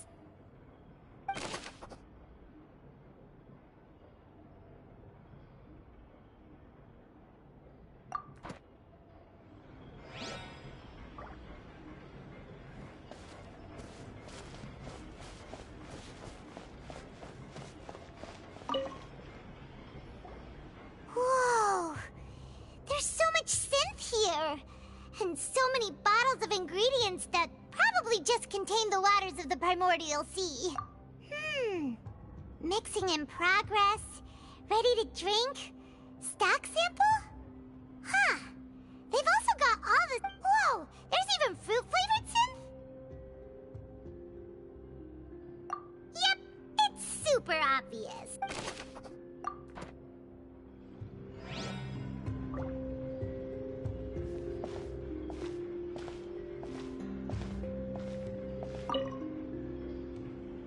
What's this over here? Looks like some kind of place for research. Experiment number 16 aims to verify Jacob Ingold's research conclusions on the primordial sea and use his theory as a foundation to achieve a breakthrough. The experiment was a failure. No individual managed to resurface from the water from the primordial sea. Female specimens 22, 23, and 24 were dissolved.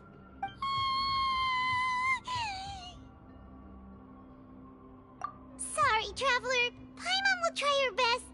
It's just that Paimon's never read something so scary before. How can someone write something that terrible in such a matter-of-fact tone? You read the rest. Paimon's too scared to keep going.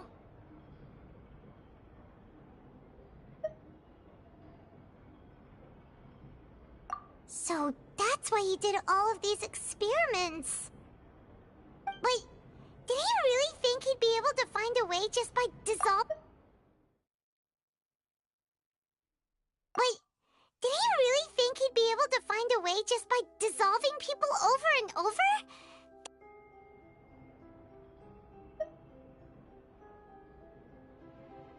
Huh? Isn't that the name you heard by the fountain? Paimon thought he was an eyewitness in the serial disappearances case. Ah, you mean Vache is the one who did all of these... experiments? So that's it! Vache was no victim, but personally took his lover and... No, that's not it either! If that's the case, why would he want people to resurface from the water? In any case, Paimon will write it all down.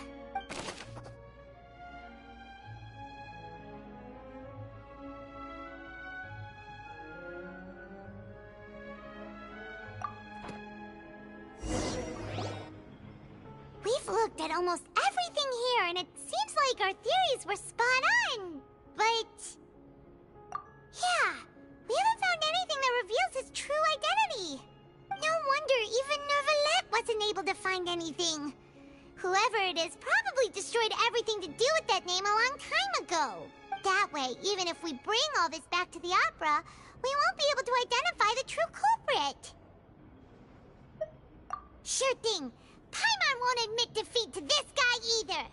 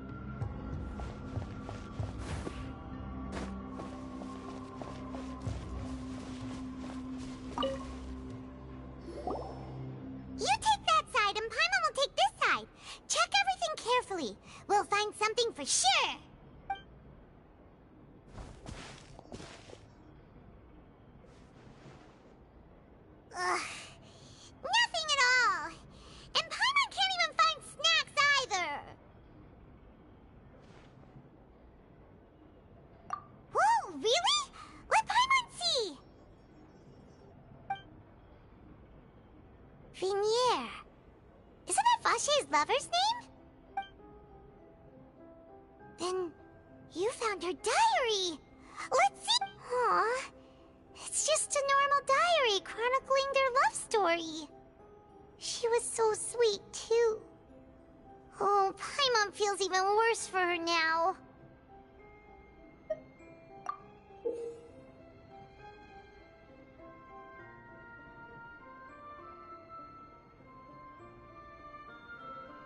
So many! A whole page's worth! But they're all crossed out. Was she unhappy with all of them? The final name she decided on was...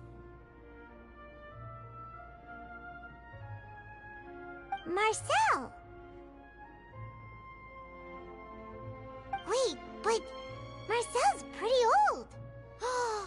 Has this case been going on for so long that he's Vache and Vinier's grown son?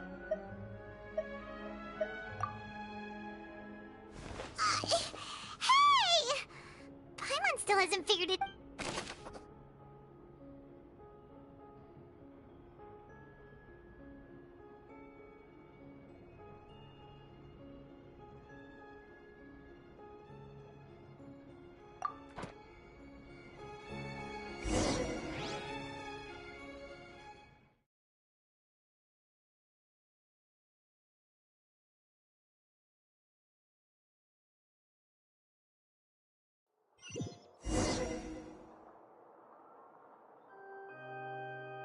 And whose image do you see, Marcel?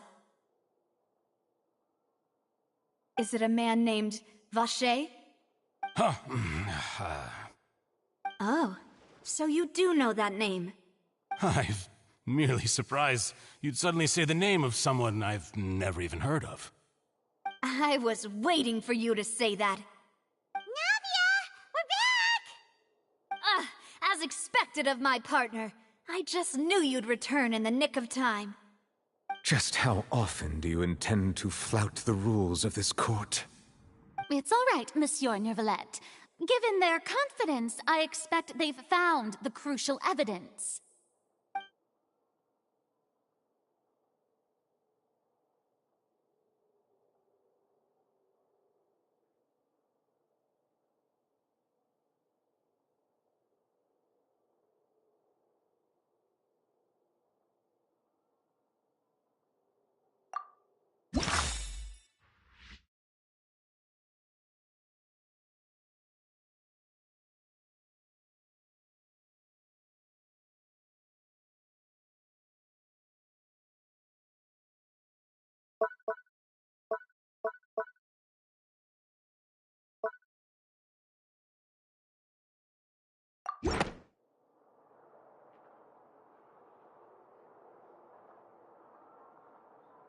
But the truth of it, Marcel, is that you've always been Vache.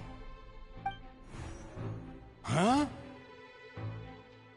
We've investigated your lair and we already know everything! After your lover, Vinier, was dissolved, you kept abducting young women to experiment on the hopes of bringing her back to you! You even created Marcel as a new identity and destroyed all records of your past as Vache! So that's it. Even the villains in opera performances rarely go that far. And with that, Marcel's motive has now been established. This information regarding your past also dismantles your prior timing defense. Well, Marcel, do you know where you went wrong? You fixated your gaze on the lover that passed away, instead of paying attention to the living people around you. So, you never noticed how we changed, or how we grew as individuals. You also never understood Boss's real expectations for his daughter. Or our determination to see things through. Your determination. Mr. Marcel, please speak up now if you would like to defend yourself. Otherwise, the trial will move on to the next stage. Do you really think I wanted to do any of this? Pay attention to you? What for? Have you ever paid attention to me? ever empathized with my pain, ever known how it feels to watch the love of your life dissolve right in front of your eyes. No one helped me. No one even believed me. All those decades ago, even the officers from the Maison Gardiennage were laughing at me. They said there's no way a human being can turn into water. So I must have gone mad from grief. Vignier's death was brushed away by all of you as if it didn't matter at all. Well, now you know, don't you? Ha! Well, it's too late now. All those who were dissolved are gone forever. You only have yourselves to blame. You set up this ornate opera house in pursuit of your so-called justice, your beloved drama, while turning a blind eye to the suffering of the people. Vignier is dead. We promised each other that we would always be together. Wherever she goes, I will follow. But I'm not from this blasted place, so I can't be dissolved, no matter what I do. Hey, is that water from the primordial sea that he's drinking? I can't dissolve! Can't dissolve! Can't dissolve! Do you all see? I can't go, I can't follow. So if I can't go where she is, what choice do I have but to try to bring her back? I did all of that, and in the end, that accursed Callus still got the better of me. I spent my entire life living on pins and needles, only to get stabbed by his idiot daughter at the very end. The suspect is exhibiting signs of mental distress. Guards, please restrain him. Don't touch me! Don't anybody come near me! I still need to save Vignier. I promise. We made a promise. Vignier. Vignier! Please, Vignier. Don't think badly of me. All I want to do is fulfill our promise. At this point, the verdict of this trial is clear. With Mr. Marcel's conviction, the charges against Mr. Tartaglia no longer have any basis. Fine by me. I was in a bad mood, but after a show like that, I'm actually feeling pretty good. Traveler, please submit all the evidence you have collected to the guards, so that I might review and summarize the truth behind the serial disappearances case. The man now known as Marcel was originally named Vacher and worked as an adventurer with his partner and lover Vignier. During an underwater expedition, Vignier accidentally came into contact with water from the primordial sea and was dissolved in front of Vacher as a result. Vacher learned of the primordial water's existence through the work of others and began to kidnap young women for research, with the goal of discovering a method to restore Vignier back to life. To cover his tracks, he invented the new alias of Marcel and began to operate a business in Poisson. During the course of his research, Vacher discovered that a diluted concoction of water from the primordial sea can induce feelings of euphoria and began to manufacture and market synth. However, as he accumulated wealth to fund his continued research and expanded the scope, he came into conflict with Spina di Rosula. After exchanging blows with Spina di Rosula for many years, Vacher decided to assassinate their president Callus at a banquet. Although the assassination did not go as Vacher expected, he was able to turn Callus into the murder suspect by dissolving the assassin he sent to the scene. And just recently, Vacher attempted to frame Linny as the culprit of the serial disappearances case, using a similar method. However, his attempt to frame Linny failed, and the power of water from the primordial sea became public knowledge. This case also exposed enough of Vacher's machinations that he was eventually successfully charged in court. Thus concludes the enigmatic history of the serial disappearances case, with the truth revealed to all.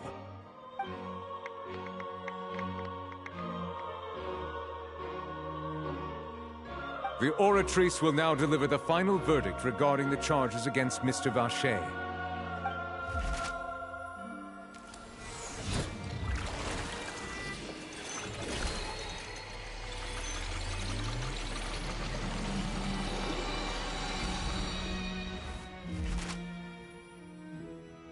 According to the judgment of the Oratrice Mécanique d'Analyse Cardinale, Mr. Vacher is guilty. Guards! Take Vacher away.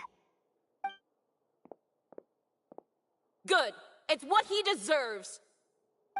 With that, the serial disappearances case is over now. We really just witnessed history. Who would have thought the true culprit would be such a polite and well-spoken guy? Yippee!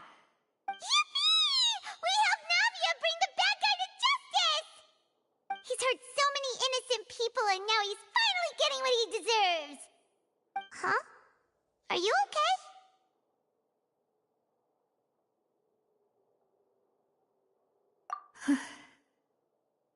Demoiselle, you were absolutely brilliant. The day our late boss had always hoped for has finally come. You can rest easy now, knowing justice has been served. Yeah. It's finally over. It's all thanks to you guys.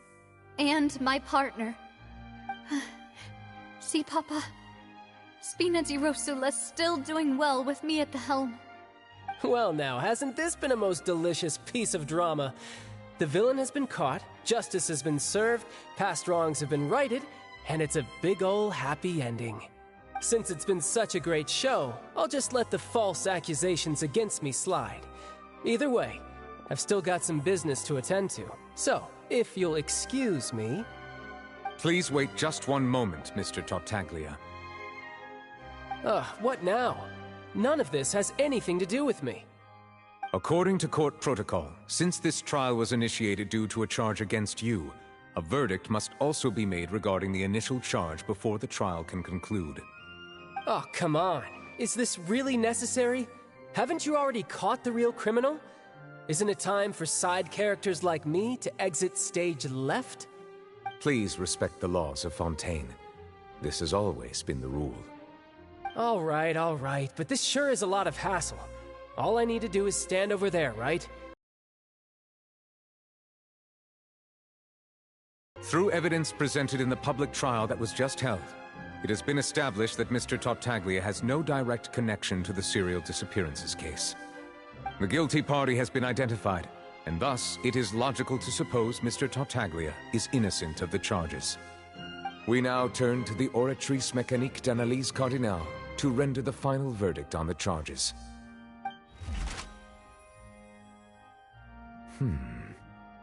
According to the judgment of the Oratrice Mécanique d'Analyse Cardinale, Mr. Tartaglia is guilty. What? Hey! That's not funny! Didn't you just say I'm supposed to be innocent? What's with this verdict? Is your justice machine malfunctioning? Huh? This has never happened before. The Oratrice actually returned a different verdict from the Chief Justice. I mean, have you ever heard of an innocent Fatui Harbinger? Do you think the Oratrice might have just convicted him on general principle? But weren't the charges about the serial disappearances case? No matter what else he's guilty of, it shouldn't affect the verdict in this case, right? The judgment of the Oratrice Mécanique d'Analyse Cardinale is, by law, the final verdict of the court.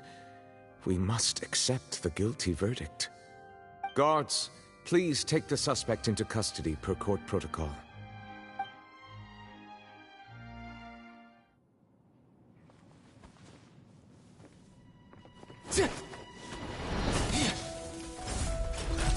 So this is how justice is done in Fontaine. What a joke. You've got your rules. Well, I've got mine too!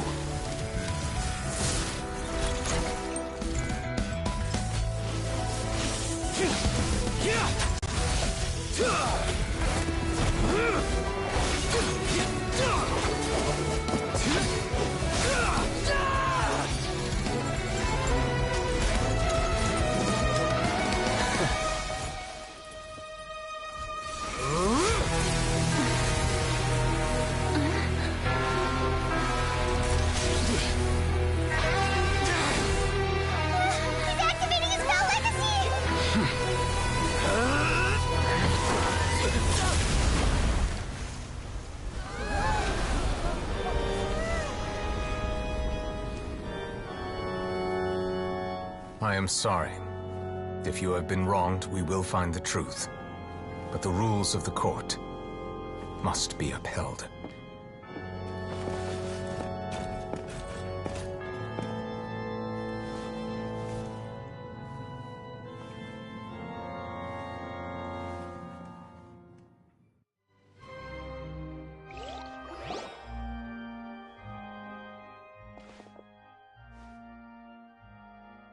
Apologies.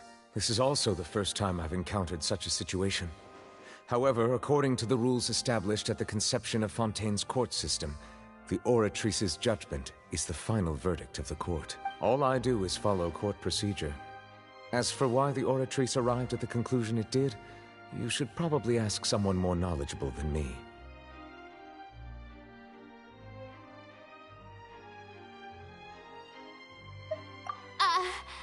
Why are you looking at me? I had nothing to do with it! I don't know what happened there either! Hey, stop staring at me! What does Lady Farina mean by that? She says she has no idea either, but that's impossible. Didn't she create the Oratrice herself? Yeah, so are the verdicts reliable or not? Can results like this really be called justice?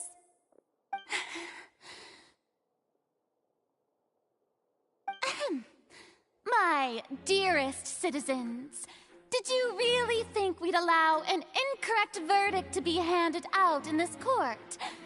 Did you really believe that the judgment could be mistaken or be the result of some sort of random mishap? Don't tell me you thought even I had been blindsided by the Oratrice's result. But the way she looked just now, it was pretty obvious she had no idea what was going on. However, given the state of things, I shall give you an explanation. Everything that just took place, including my supposed shock and bafflement, was a part of an elaborate performance, with every action meant to stir up drama and excitement. And, of course, for every performance there is a script.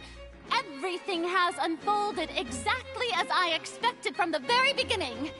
As the embodiment of the very concept of justice, the Oratrice shall never render an arbitrary judgment!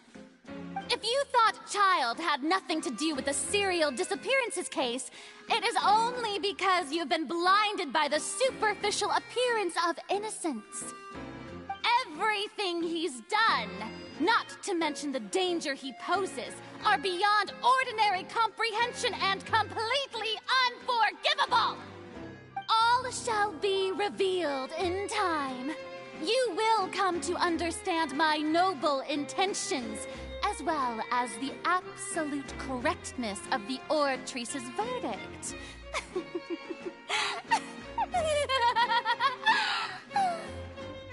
Now, having said that, although I hate to leave things hanging in suspense, it is now time for this performance to end.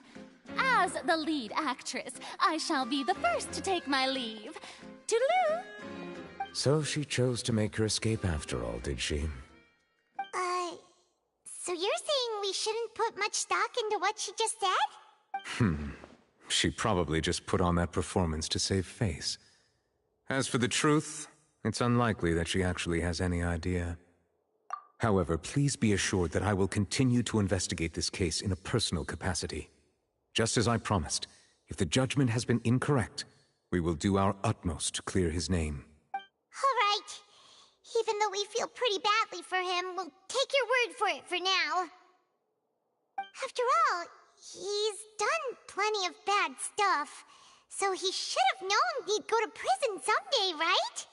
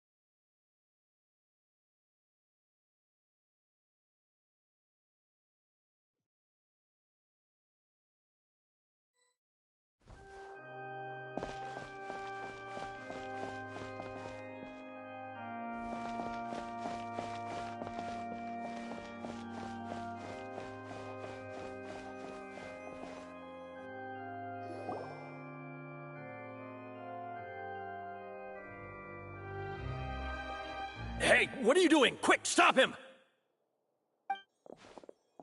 Traveler! Hey! Traveler! Marcel! What are you doing over here? Stop resisting arrest! Cease, or we'll add another charge to the list. No, wait! I just want to ask the Traveler something. I'm not looking to run away. Please, just let me ask this one small thing. Go on. Thank you. I was being led away when I finally realized something. Where did you first hear the name Vache? I erased all records of that name. So, unless... Are you still trying to prove your innocence? Give it up. You've already been convicted. Really? You did? You're sure? You met her? But how could that be? How did you manage to do it?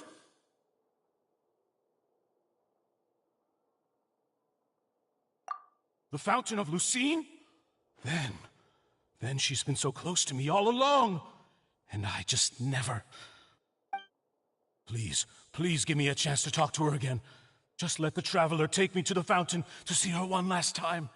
This is the last request I'll ever make in my life. You can do whatever you want to me afterwards. I don't care. What? Give an inch and you want to take a mile? Do you think serial killers get to make requests like that? Paimon agrees. Why should we give him what he wants when he's only done a ton of super terrible things? This request, is it worth as much to you as your life? Of course! Wait, no. It's worth even more than my life. Humans. Will they betray the instinct to live just to satisfy spiritual needs? Very well. I will grant your request. Your Honor, I fear that... I will go with him. You do not need to worry about any escape. In that case, I shall leave him in your most capable hands, Chief Justice. Thank you, Your Honor.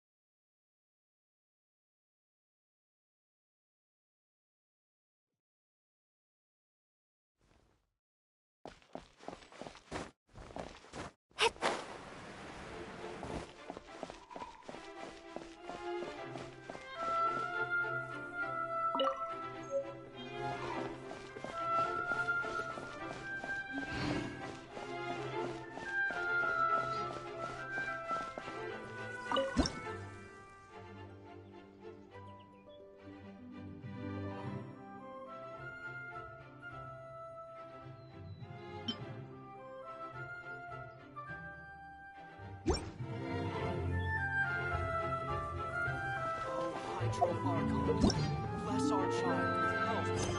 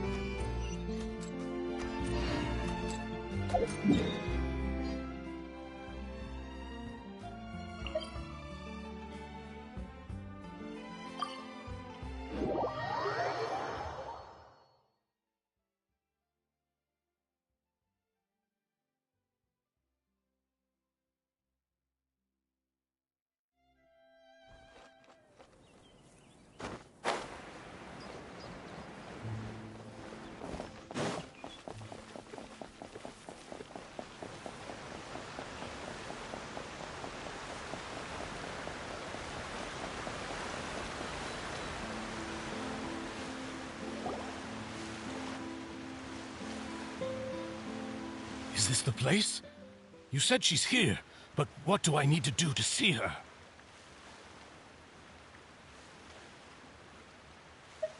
Yeah, and even Paimon could hear her after drinking that thing. Didn't you just drink a lot of it on the stage as well? Oh, in that case... Vache! Ah! Yes, that's it! So you heard it too! Vignier, it's me! It's me, Vache! Vache? Vache! I'm here! I'm here! Where are you, Vignier? I'm coming for you. I'm finally here for you. Hey, wait! Be careful! Hey, wait!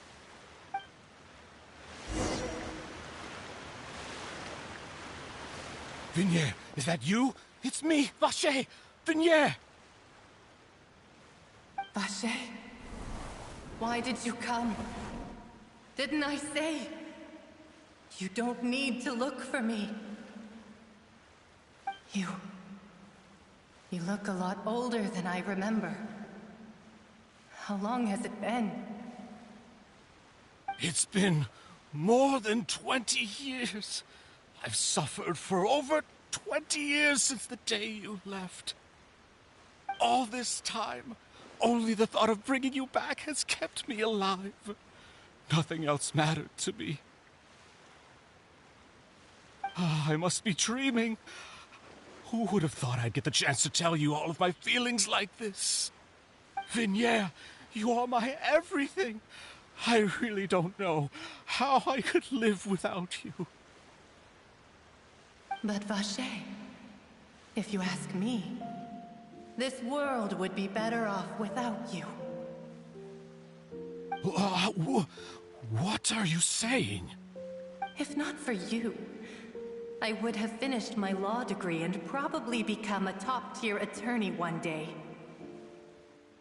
If not for you, I would have continued to pursue my love of the arts, and my works would have been displayed in the Palais Mermonia itself.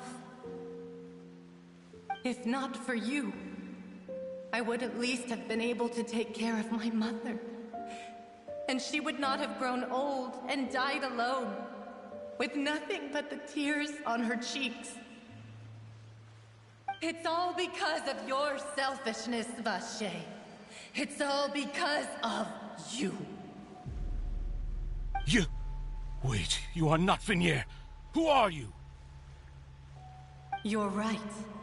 I am not Vignier. I am the sacrifices. Every woman who died by your hand, as our bodies dissolved, our consciousnesses flowed back to the primordial sea. Our thoughts circulated endlessly within the primordial sea, and we were no longer individuals, but we became one, just as streams of water come together in the sea. I'm Cressy. I'm Lemony. I'm Azine. The only one I am not is Vignier. Why? But then, where is Vignier? She doesn't want to see you anymore. Every tendril of her consciousness is avoiding you. This is what you get for your selfishness. Your selfishness robbed us of our lives and our futures. You said time and time again that you'd do any and everything for her. But did you ever consider whether she'd want to see you do the things that you did? If she would despise you for what you became?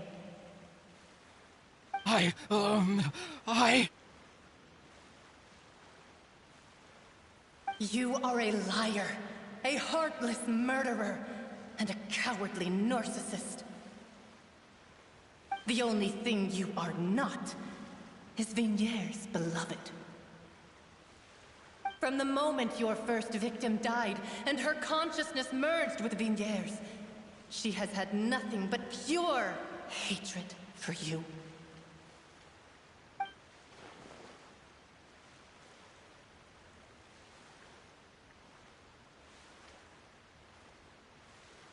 No! Yeah! She can't hate me. Let me see her, please! Have mercy! You still don't understand. When I said don't look for me, that came from the real Vigniere. She really doesn't want to see you anymore. But on top of that, she also said that because it's her final drop of pity for you. She said that because she knew that if you did come here, we will show no mercy to you. Vache. Vache? Vache. Vache. Vache. Vache. Drown.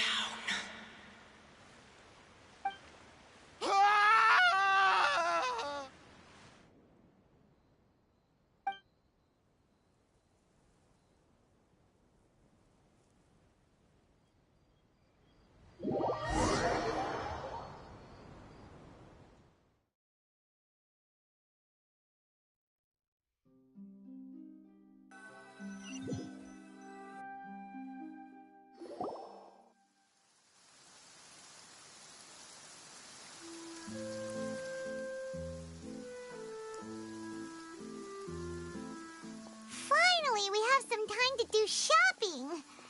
Gosh, it's really been a long time since we've been able to relax.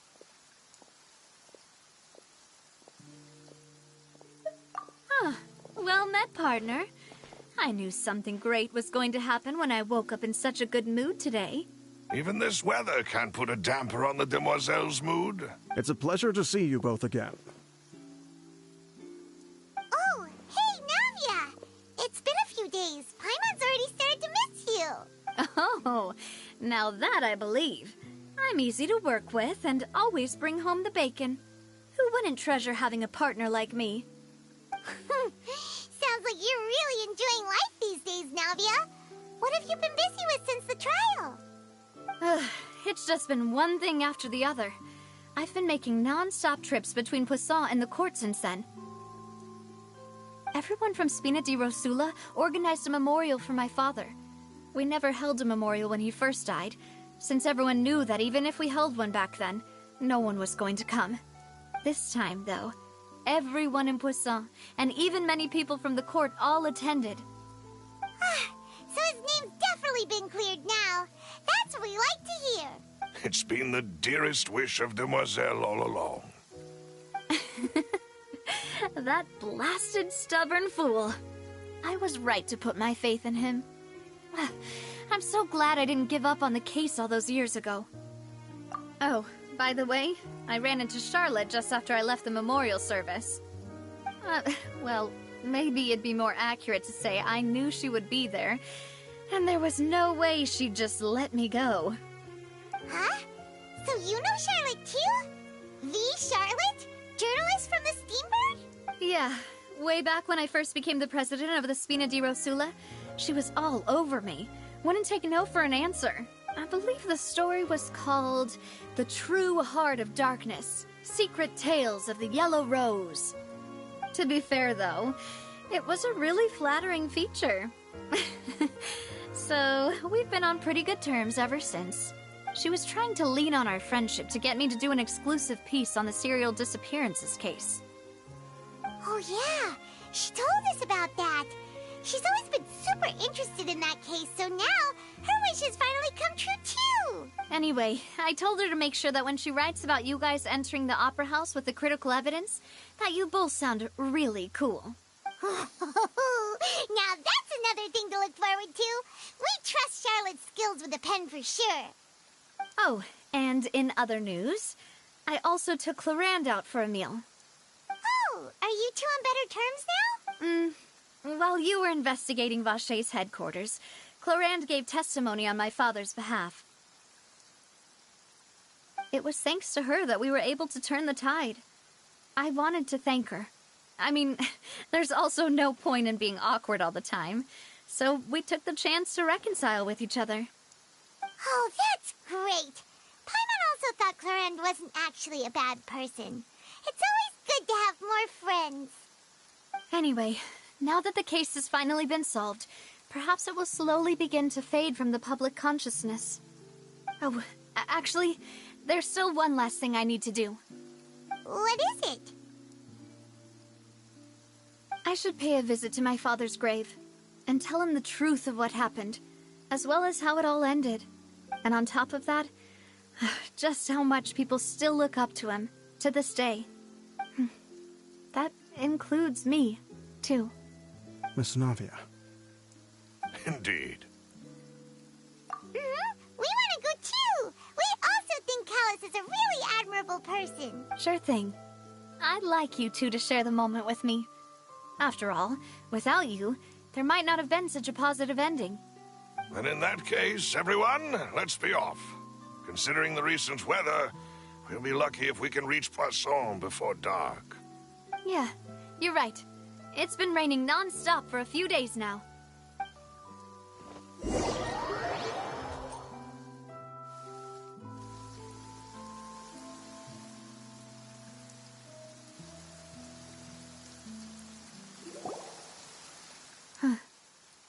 This is where my father's grave is. To be perfectly honest, even I haven't been back here for a long time. Huh? There's someone there already. Wait, that figure. It can't be. Isn't that Nervalette? Why would the Chief Justice be here? Huh? Navia?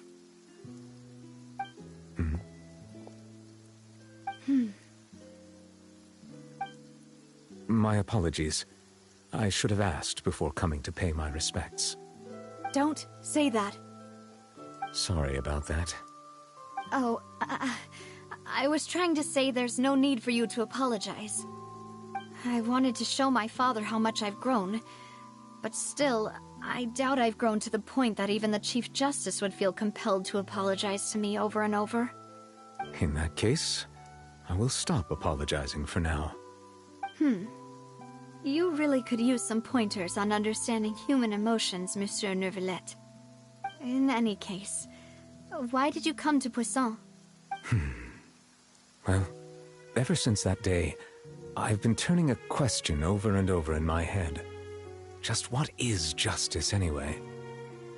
There was once a time when I didn't want to believe that there could be anything more important to humans than life itself. Oh, rather than that, it's probably more truthful to say I didn't believe humans were capable of resisting the most basic instinct of living things. That they could rebel against their own nature, or consider certain things to be more important than their own lives. Which is also why I didn't stop your father from beginning that fateful duel.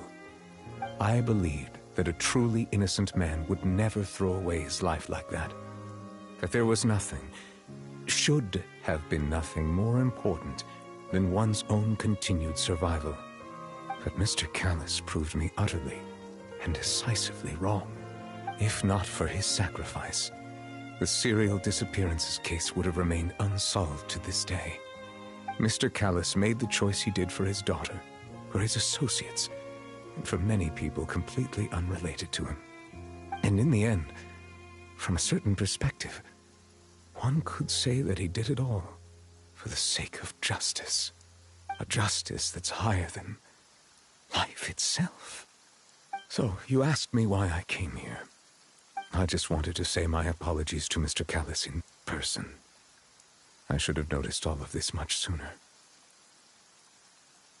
This regret has filled me with a sadness that has haunted me for days. That high and mighty chair in the opera Epiclese indeed insulates one from many important things. Spina di Rosula, thank you so much for your hard work and perseverance. I'm sorry for being mad at you before. So, you're actually one of those types that's cold on the outside, but pretty thoughtful on the inside, huh? That reminds me of Silver, one of my guys. Sorry about that. Self-expression is not one of my strong suits. Didn't I just say you don't need to apologize? Ah, so Navia and Neuvillette seem to have made their peace as well. Let's not disturb them for now. We can wait till after they're done.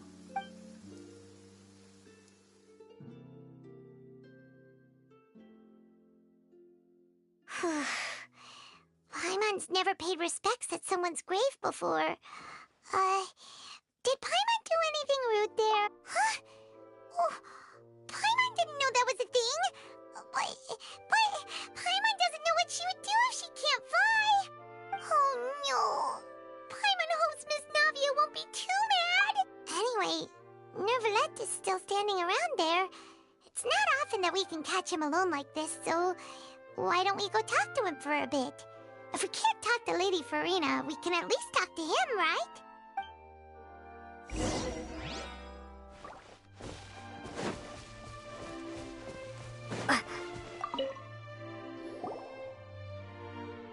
Oh, it's you two. Did Miss Navia invite you to come pay your respects to her father? Mm-hmm. We ran into Navia on the streets today, so we just followed her here. I see. Then is there something that I can help you with? Well, it's pretty hard to run into you like this, since you're usually super busy. So we figured we could try to ask you a few questions, if that's okay. Please feel free. Though outsiders, you helped us solve one of the greatest mysteries in Fontaine, and it would be my pleasure to return the favor.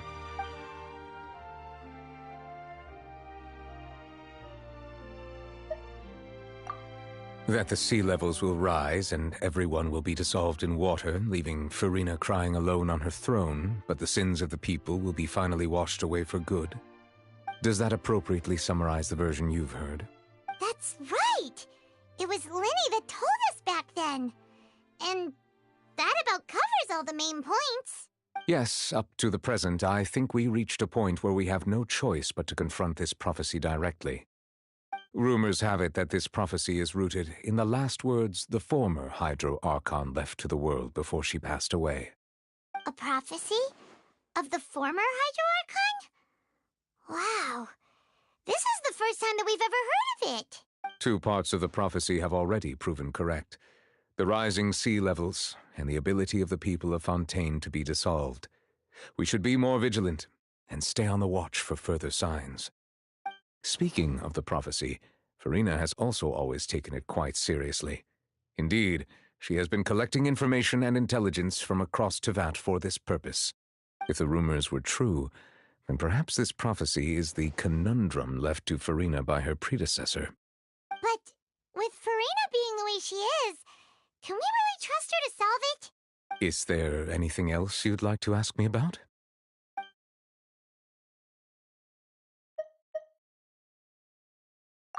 My apologies. My investigation has still not reached its conclusion. However, I still believe the judgment of the Oratrice was not rendered arbitrarily.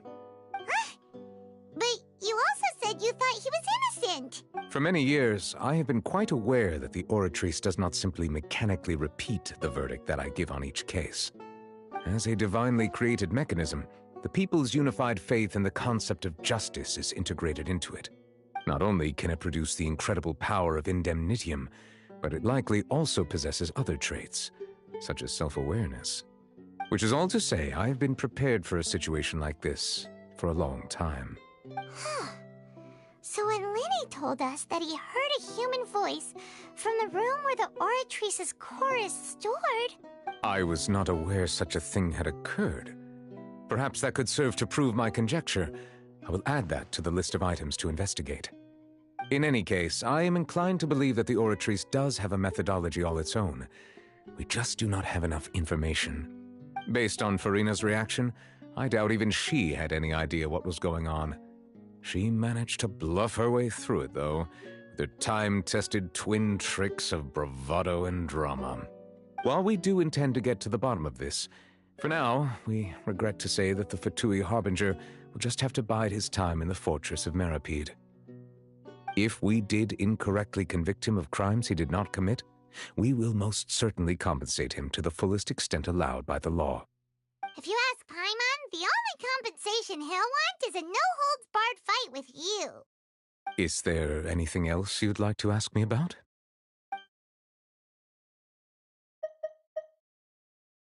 Your sibling, another blonde-haired traveler. I'm sorry, but I've never seen anyone who matches that description. If he ever stepped foot in Fontaine, I'm sure he followed our laws to the letter and had no reason to appear on the stage of the opera Epiclese. Is there anything else you'd like to ask me about?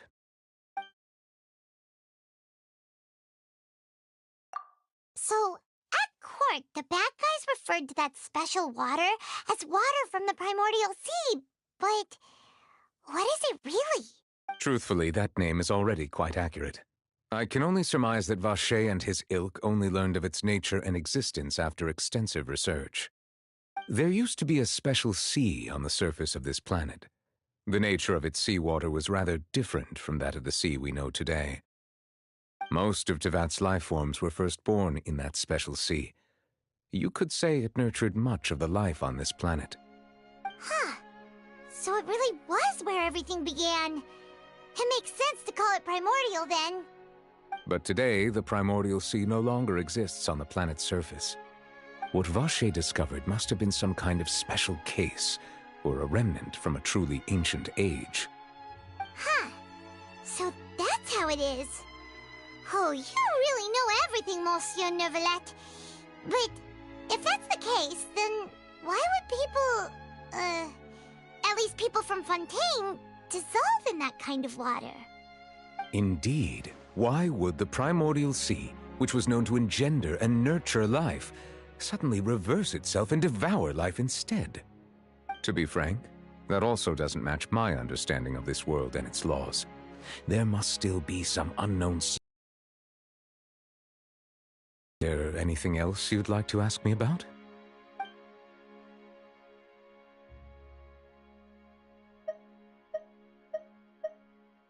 Very well. It was my honor to provide you with what answers I could. I very much enjoyed conversing with you. It will soon be time for me to leave this blissful tranquility behind and return to Palais Memornia. You really are super busy, Monsieur Neuvillette. Paimon thought you only came here to pay your respects today because you had the day off. Crime and villainy do not have the day off, and so justice must work around the clock as well. This is merely the nature of a justice's work. All right, you've got a point. Huh? Paimon just noticed that the rain has stopped.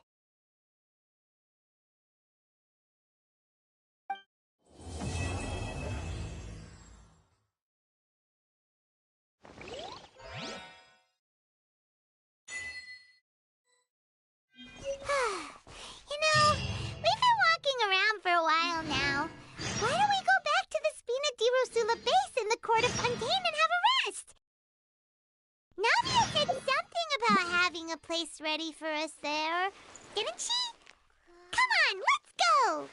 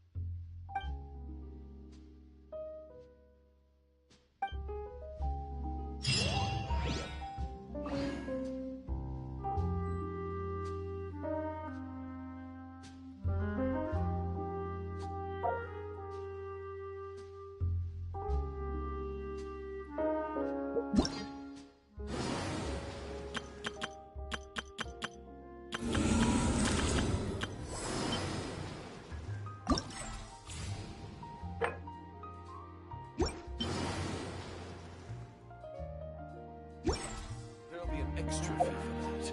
I'll think about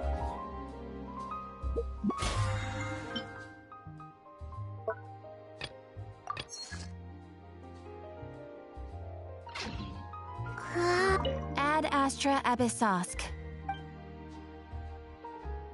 Thank you for completing today's commissions. Here is your reward.